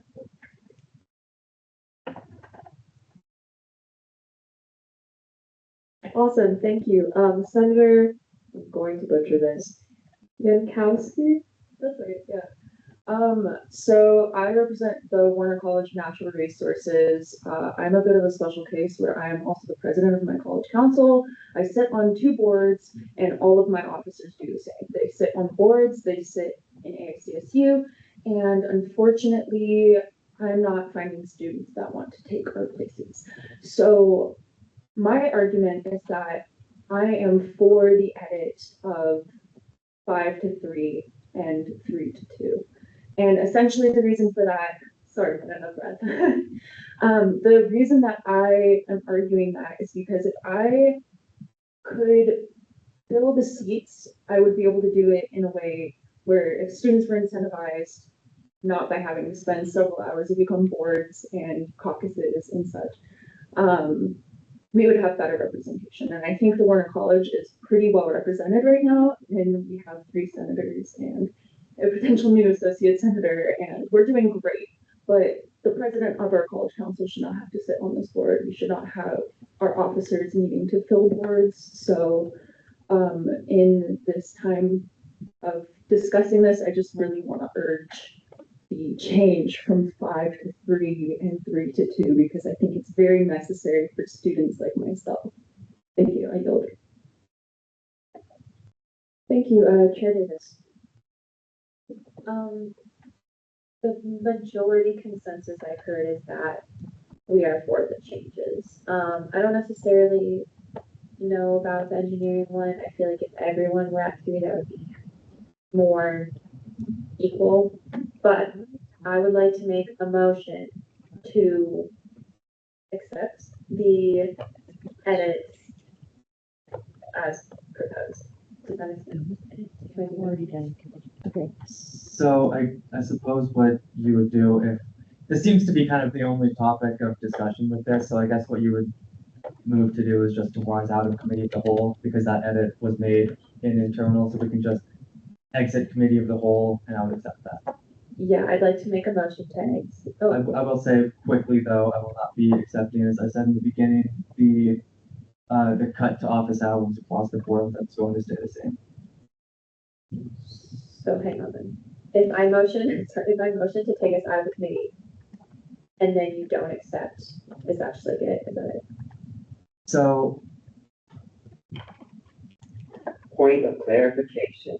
In essence, what's happening is if you were to motion us out of committee of the whole, we go out of committee of the whole, and since Speaker Taylor holds author rights, he, at the end of the day, decides if the edits get accepted or not, regardless of what we may want. So, and from what has been previously discussed, he has said he would not want the cuts to the hours across the board. And then we vote on it. Yes, then we enter a period of discussion debate that will then be followed by a period of voting. Okay. No offense, Hayden, but I think that's silly. I don't understand why, but point being said, I still motion to exit committee. Point of information, am I on the list of talking? Yes. Okay. I have a thought. I'm sorry, can I yield to? Oh, can I have my person to exhaust this? Do I, okay. Pausing. First motion, was to exit a period of the committee of the whole. Do you still stand by that motion? Yes. Okay. Do I hear a second? No. Never mind. Cool. Exiting out of that. Lauren, what was your second motion? I don't understand. I would like to motion to exhaust the speakers list. Second. Okay. Most of you, there are a lot of people on the speakers list. There's a good chance you're on here. Moving from that. Okay. Do I hear any dissent? Seeing none.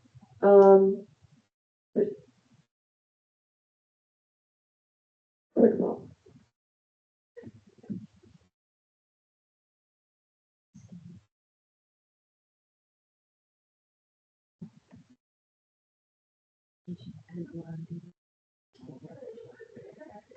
Okay, hearing no dissent, this motion passed. Davis, Senator Chair Davis, you still have the floor. I still have the floor. I would like to yield my time. Did anyone, or just you? Just you. Awesome. Okay. Senator McAllister, or Johnson, sorry. You're good. Okay, so you seem really like we're not lowering everybody else's hours. Fine. But I think what could be productive, and I don't know, let me know if you're not open to this, but like in our bylaws, we should have Senator, that Speaker of the Senate is willing to work with you so that people that have 2 jobs, people that have crazy hours, they can submit something to you and we could cross that bridge. I don't know if that's possible, but So- it's just a thought. Yeah, so I guess to that I would say just the guidelines that we have in place now, they're there because it's supposed to be followed. But what has always been the case is that Senate leadership is able to be flexible about those kinds of things. Like we've had times that people maybe can't go to a committee because they have class in all of those committee times, and so we can work with them to find alternative options. So that's always been the case, and that's not going to be something that is gonna get in the way of anything. Yeah, I would just say that for people that haven't been in the space before, they might not know that that is like a ingrained truth. And so for our engineering students and for people that look at the bylaws before they join an organization, it might be helpful to be like, but Senate leadership is willing to like work with you. Or it doesn't even have to be in the bylaws, but in any conversation you have with somebody, saying that if classes are like is inhibiting you. I think that is the like core of the issue. I'll jump into that quickly. I feel like this should be saved for discussion on bylaws, which will be next week. And constitutionally, we do have to go into committee of the whole on that, so we can kind of have those discussions and make that edit. Sounds good. I yield.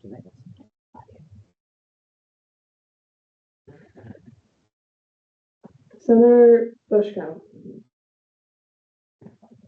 Hi, so I represent APAC, but I'm a engineering student. I feel like the 2 hours for the College of Engineering senators, that doesn't benefit me. It benefits engineering students who want to represent the College of Engineering, but I'm an engineering student, but it doesn't represent, like, I don't get any benefit from it.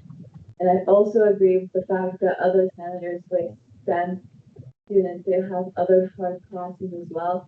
And I feel like I personally like the idea of lowering from 5 to 3 because I feel like as an engineering student, I can manage 3 hours. Like 2, I feel like it's really low. And I feel like 3 is still manageable as an unpaid position. And I know like a lot of like STEM like focus students try to get into lab positions, and many students who go into labs start off as unpaid, so that you can only allocate your time in so many different places. And I feel like 5 to 3 would be fair across the board, and it would like discriminate other STEM majors or other majors either. Be like, oh, like because everybody finds different work difficult for them. Our brains work differently. So like my hard class and your hard class may be equally as hard for us, but it's a different hard for each other. But like I feel like it's not fair to discriminate, you know, just engineering students. And I feel like everybody else has said, like the 5-3 would be more beneficial as a whole. Thank you. I'll jump in quickly. Like has been said, this is a committee, so we can make an edit. So the change that I made to this is not set in stone. I'm willing to be flexible, maybe change that by less. Also, we could just not change that at all. And I would accept that. I want to just do a little point of clarification here that in committee of the whole, as I'm reading this, and if someone else has better input or we have judicial who wants to provide some insight on this, that any changes or to bills or resolutions must be adopted by the body. So the way that I read that is that if this body decides in committee of the whole to make changes, sorry, Senator, or excuse me, Speaker Taylor, that would not necessarily, as I'm reading that, not mean that you would be able to reject it as we've all come together in a unique committee format in order to change this legislation. No, so it's always been the case that authors have the ability to do certain things with their legislation that the Senate body as a whole and committees cannot.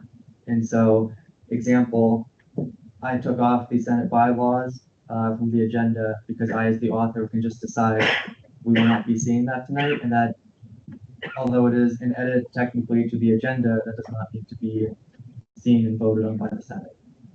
So that has always been the case.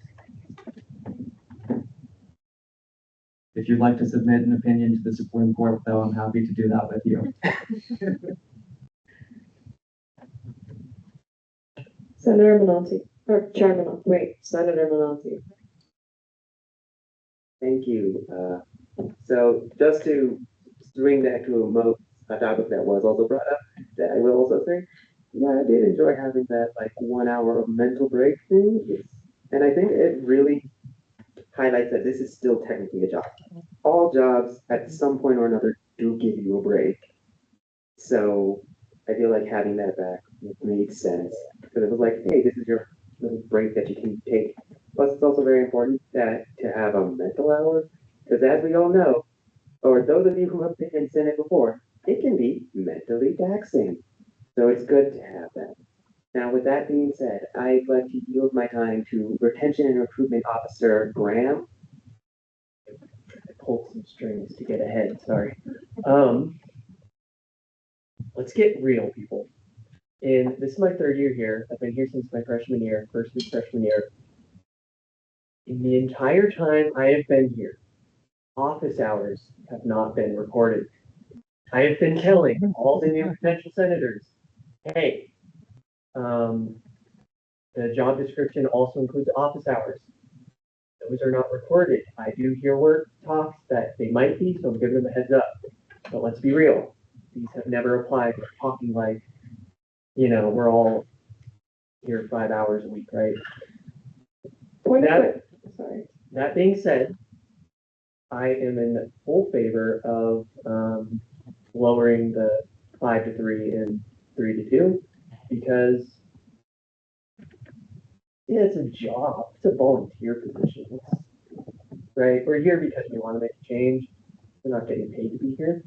So I am in total support of the lowering the hours though. I yield.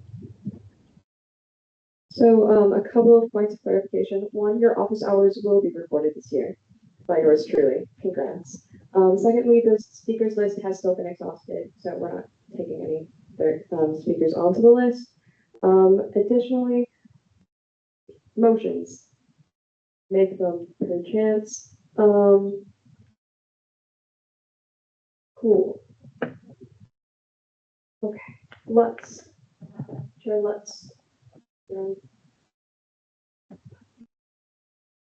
I yield to redundancy.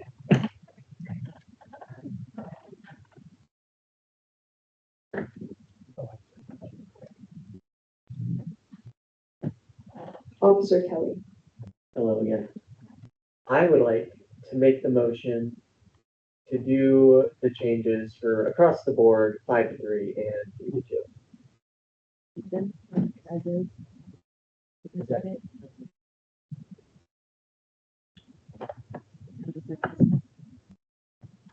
Do I hear a second? Second. Okay, hearing a second, we're gonna go ahead. Oh, sorry. Do I hear? Wait. Well, it has to be agreed. It has to be agreed on by the body, so I was just gonna do a voice vote. If that makes sense. Cool. Point of, is it, I don't know if it's a clarification or information, sorry. This is changing it from 5 to 3, so it's not as is, right? Am I lost in the sauce? I'm sorry. So the edit that was made to that was made by internal committee, so that is technically as it is now. I maintain my position though. I don't think that's going to be edited.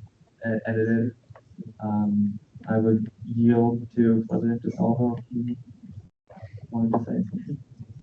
Point of information, does the Wi-Fi close at 9 tonight? Hey, just something to think about. We have 42 minutes and 32 seconds on the clock.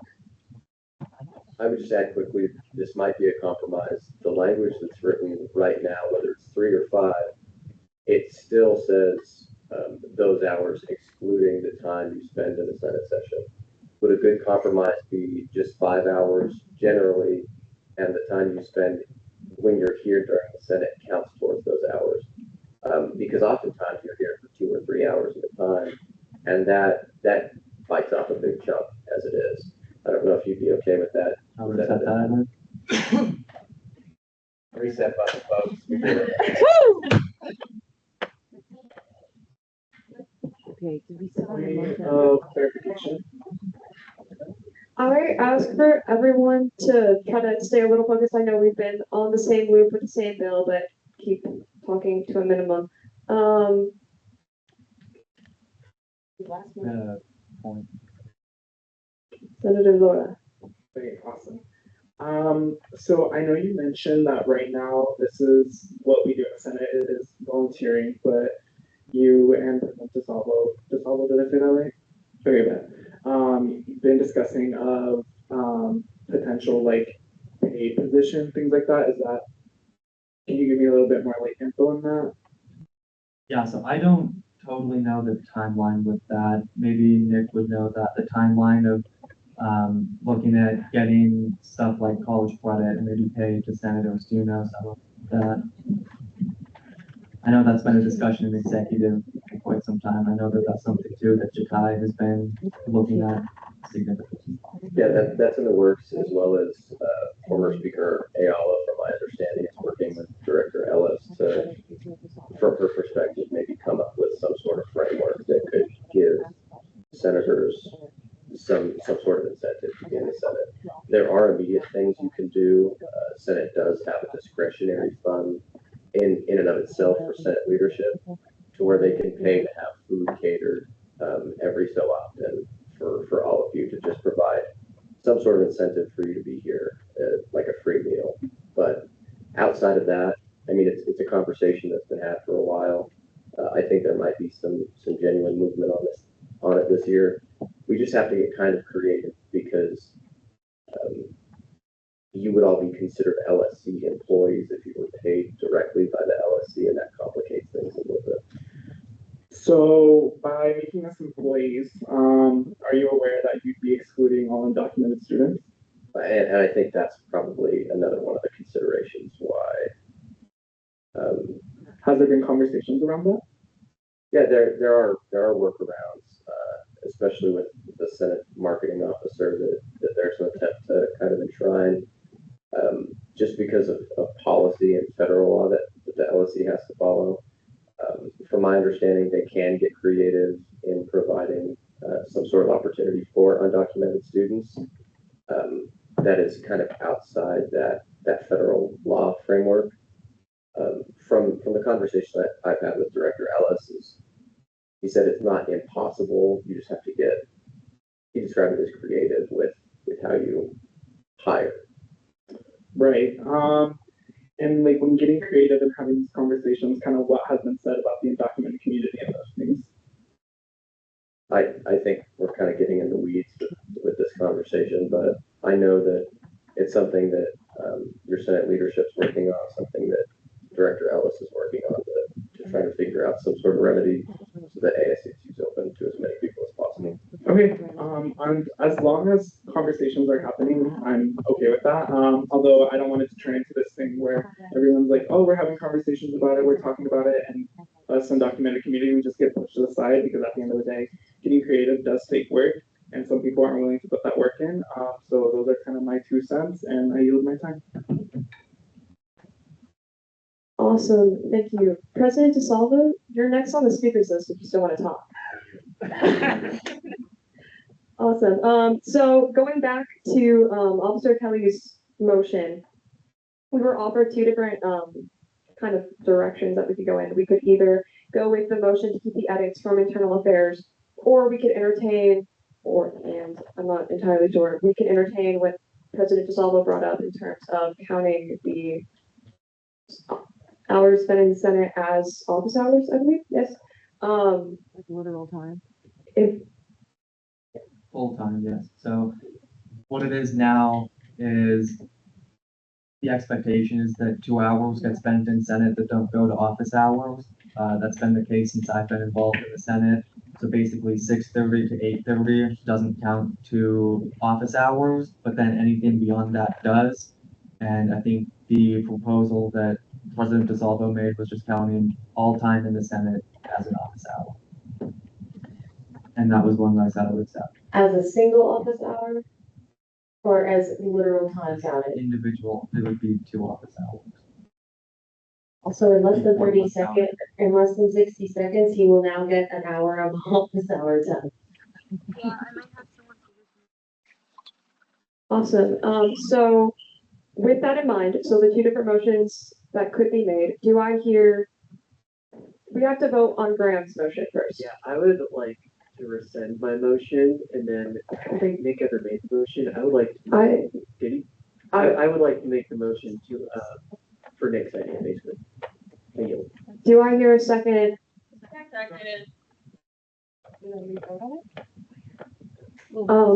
We're gonna go ahead and vote on this by a voice vote.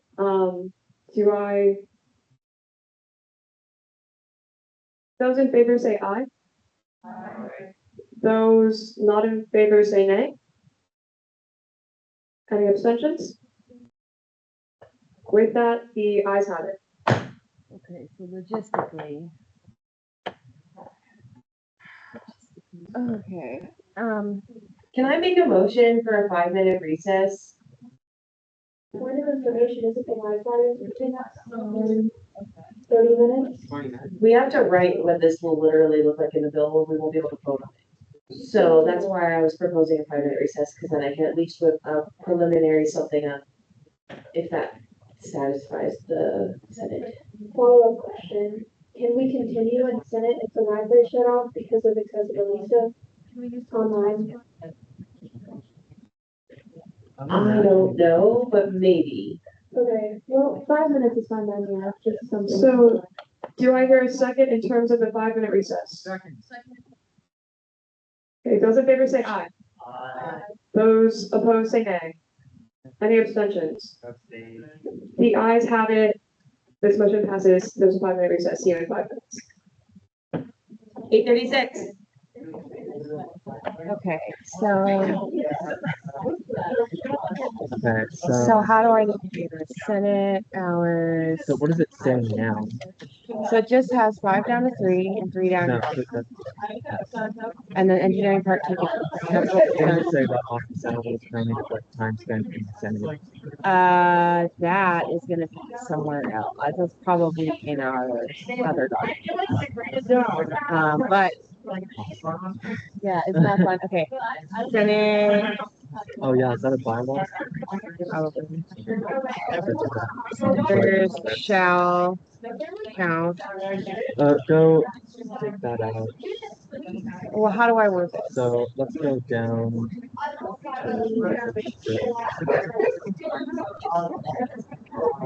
So one must be spent in committee, one must be spent in the Gulf Council. Let's add a bullet point below that. Oh, it doesn't do it in, oh, no, it doesn't do it in. Voting on the. So, We gotta word this. So. What a wide students were with my. I mean, I was just looking for a compromise, so I think that's an excellent. What we're gonna wind up with is that and the 5 to 3. Yeah, I've been kind of consistent with that. If you test the Senate, that's not. I think I'm doing a decent You're job. doing a great job. I'm not trying to. I'm not exactly playing ball. One. I've always got in mind. Senate office hours, hold on. 1 there hour. have to be standards. Yeah. And if you want. Okay, wait, hold on. We only have a couple minutes to do this. So what are we wording this as? So Senate, so I can't just say 1 hour. Say time spent in Senate, shall count as office hours. Time spent in Senate shall count office hours. Maybe office hours. I want to say something like as literally. I don't know how to say that. I think. Not as previously referenced. No, because that's in the so just say time spent in Senate shall count towards office hour requirements. And you can add to that.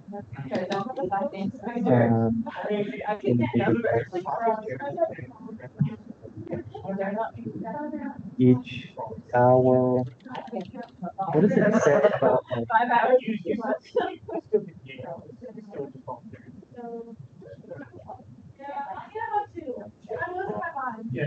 the chair requirements for officer stays the same. I thought something said something about how, oh, okay, you know, just say this. Time spent at central office hours requirements, can we say something, I want to see what the bylaws say. Can we say something about like as delineated in the Senate bylaws? But the bylaws will say it counts as an hour past a certain, like that's what, and the bylaws are gonna Okay, so change just say too. time spent in central conference office hours. Yeah, right. And then we're gonna need a motion to get rid of the College of Engineering bid Yeah, because so that's already happened. that's so already, anytime you're we'll right, just you're put right, that you're right, off, you're right. My bad, you're right. Okay, my brain is officially. I really don't want to interrupt, but I don't think we can continue after the Wi-Fi goes out because We if can- we have to have Zoom, like or the So Teams, whatever we it can look at is. connecting to like a hotspot of some kind and we Yeah. can get all of the legislation is fine. I think we can do it. But will they be able to pull it like the only other thing is in the group, like if you can't pull it up on your device. You know what I'm saying? So everyone would have to So either it- download it before the Wi-Fi goes out. Right. But then like if the Wi-Fi goes out, I can't load my email. You know what I'm saying? So everyone would have to download it first. Like the legislation. Do you get what I'm saying? Yeah. I kind of want to wait and see what happens because it might not. Right. Yeah, and so. Like And I don't have great service right here, so while I could do a hotspot, we would have. I think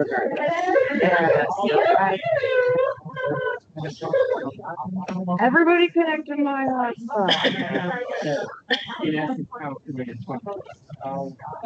You having fun? Yeah, actually, it's going much better than last week.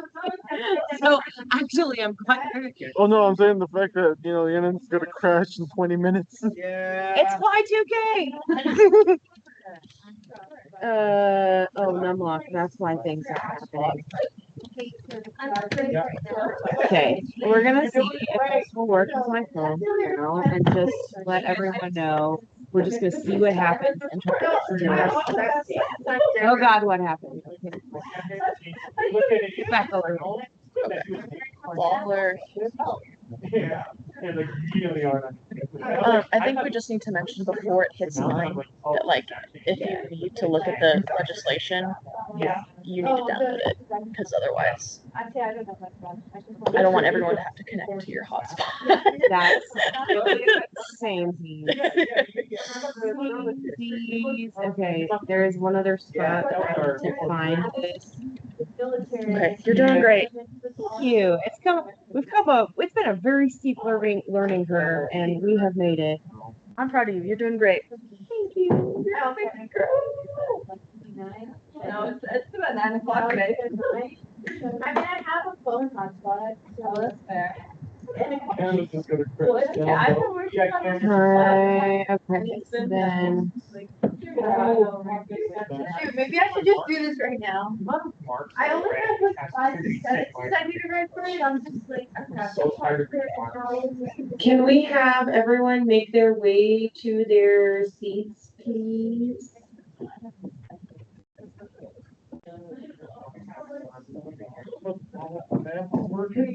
There we go. I guess that works.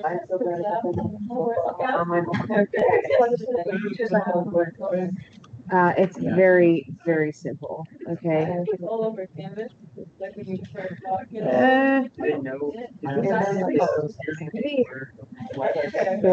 Oh, whoops. No. Okay.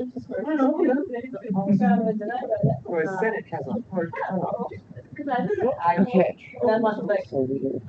In the light of the fact that we may or may not lose an internet connection, I don't know what's going to happen. So if that happens, we will cross that bridge when we get there. In the meantime, please download the documents, the agenda, so that you can view it offline if we should need. likely if we go offline, then we'll probably just be done, but.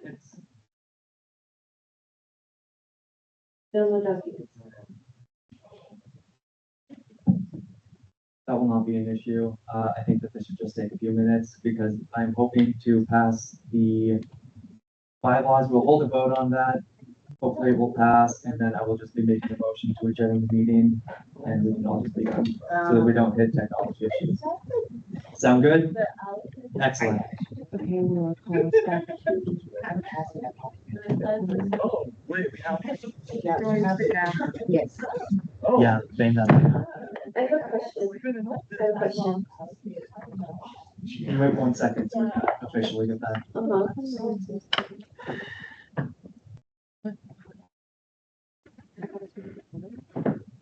Yeah.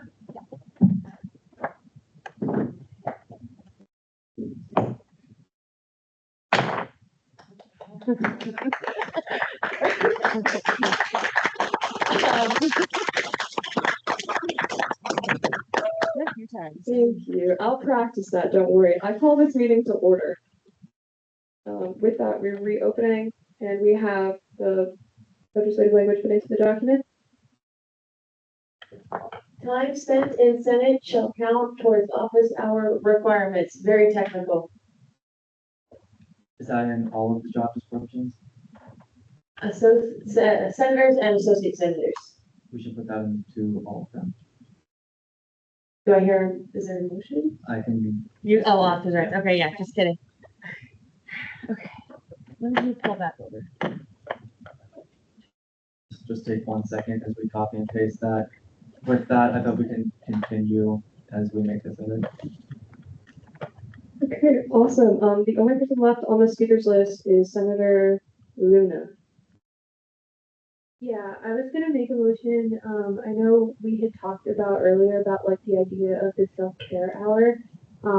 I do echo what you said about like how this is a job and our priority is working with our students. So if we do feel the need to add that back in, I don't know if that is true or not, considering that we just changed to the fact that we can have like our Senate hours count. I was wondering if we could add like a community decompression hour where we work with our constituents and find the best ways to support them on campus, but also utilize it as a space to prioritize self-care and mental health awareness.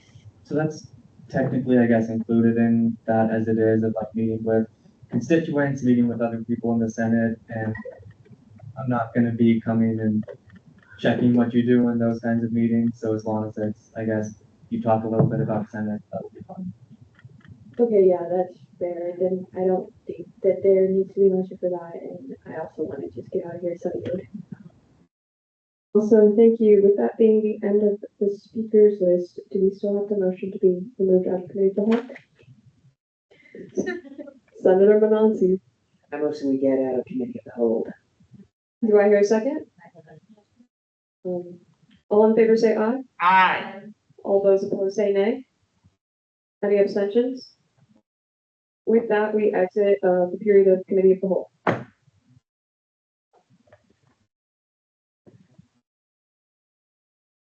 Now it's whether or not you accept the edits, right? Yes. I accept all of the edits made besides the reducing office hours across the board, so those will stay at 5 and 40, I think it is, as it was originally in the document. I accept all of the other additional changes that we made to that.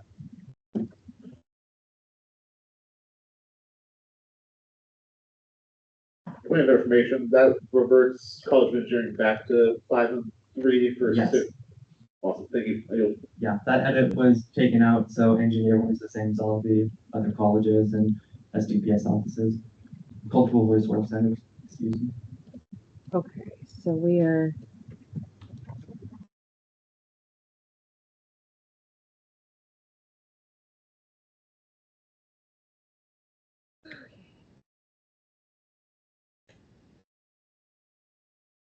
Discussion. Yeah, I was just making sure it's reflected. It's gonna take a couple of minutes to do that, but we can start the time. Okay, with that, we're gonna enter into a 10-minute period of discussion and debate, starting with Chair Frisky. All right, please, let's just pass this bill. Can I go ahead and just motion a previous question, unless there's anybody that really, really wants to speak? Baller, I motion a previous question. Second. Am I doing the right thing? All those in favor say aye. Aye. All those opposed say nay. Any abstentions? With that, this. We're out of a period of discussion and debate. Moving on to voting. Motion to approve this bill with unanimous consent. Do I hear a second? All, Yeah, yeah, it's okay. is there any dissent? Hearing none. This passes. I move to adjourn the meeting. Second. Oh. Was there a second? Was there a second? Okay, I take that motion back. We can continue with business then. You can second the motion if you want. Wait, It has to be a second. Okay. Is there a second to Speaker Taylor's motion?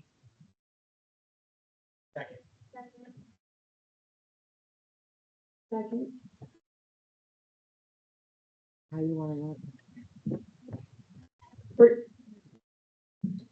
Don't ignore me, ignore me. Everyone's making me incredibly nervous. Okay. All those in favor say aye. Aye. All those in favor say, or not in favor say nay. Nay. Division. Okay. With division, we're gonna. Quickly, hold on. Can I just explain division to those who might not know? When we have a voice vote, which is those in favor say aye, those opposed say nay, and abstentions. If that sounds close and it is called one way, anybody can just say division and then we have to count the votes. That's what that is. So that can happen at any time. Chair Frisky? Point of information. Can we have an explanation of why we want dissent for adjourning? Just quickly, someone.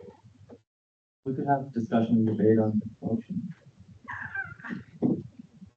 Do I hear a motion to enter into a period of discussion and debate for the motion?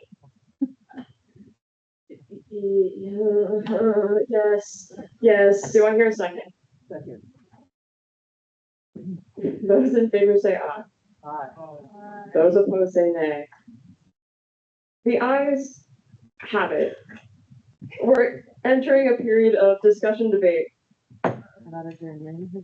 How to adjournment. Senator Minanci. I just want to see one bill that I think most of us will just pass like real fast, and it's the pocket pantry bill. After that, we can go. So,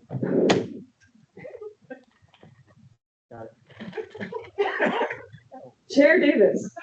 That was my thing too. I was literally, okay, my plan was to motion to table everything except for the pocket pantry bill so we can get through that. I think we can do it and we can be done. Does that sound chill? Second. I won't make that motion right now. I'll wait for us to finish it. Chair Frisky. I motion to previous question. Second. Edits are done.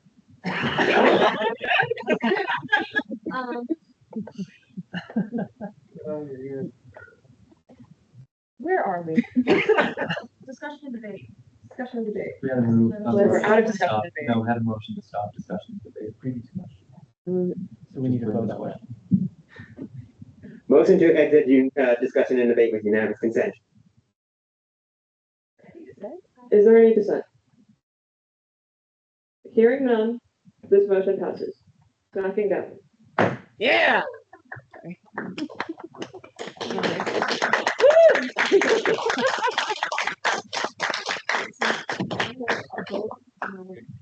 Now will be voted on the motion. No. We had discussion and debate on the motion to adjourn. So then we'll have to move to vote. So with this discussion and debate having concluded about adjourning, we're now going to vote on whether or not we will be adjourning. by, I will send the motion, I take it back. never mind. I move to move bill, what was the bill? The funding pocket pantry bill What is to, excuse me, a motion to table all of old business and new business besides the funding pocket pantry bill by unanimous consent. Do I hear any dissent? Hearing none, this motion passes.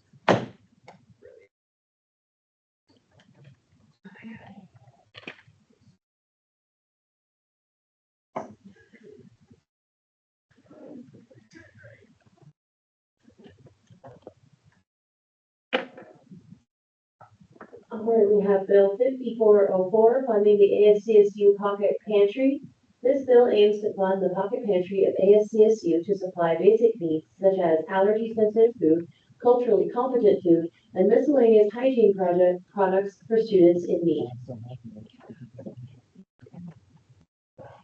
You have 10 minutes to present. Okay, so I hope all of you guys have read the bill. It's a really important bill. Over this past last semester, through the Department of Health and Wellness, we've been supplementing the pantry with hygiene items, and then culturally competent and some allergy sensitive foods. We found a lot of success and people really, really like it. People utilize it. Each week that we put stuff in there, it's cleared out by the end of the week. And so there's a clear need for these items. And I think that a lot of students really like them. I have people coming up to me all the time asking when I'm going to stock the pantry again. And so with some budget cuts to basic needs, we have a net increase of our budget, but right now $5,000 is earmarked for the CSU EMS club. And so we'll have to go back in through Senate to reallocate that money if we want to change that. And so I think that this is an important project. I would love to have your help funding it. And we can definitely answer any questions if you'd like. And then I'll just reiterating like the overarching need. 1 in 3 students here at CSU experience food insecurity. 1 in 2 or 50% experience housing insecurity. And so basic needs, we're in a basic needs crisis here at CSU. And so this is something that historically we have all addressed as a student government, which thank you all so much. And let's continue the amazing work that we're doing with this bill. So yeah. I have nothing to add to that. I think that Director White has done an amazing job with this, and she has a lot of good ideas with this, and I'm happy to be helping with this piece of legislation. So we can open this up to Q&A now. Also, we have a 10-minute section of Q&A. Do I see any questions?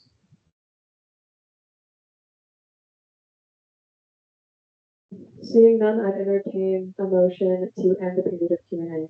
Senator Malonte, Motion to end this period of Q&A with unanimous consent. do I hear any dissent? Hearing none, this motion. Okay. Well, motion passes, no change. This motion passes. Right. Additionally, I will be sending this out to DEI, University Affairs, and Internal Affairs.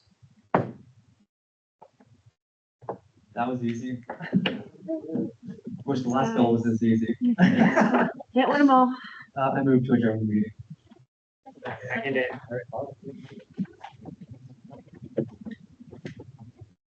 Motion to approve this motion with unanimous consent. Thank you. Do I hear any dissent? Hearing none, meeting adjourned.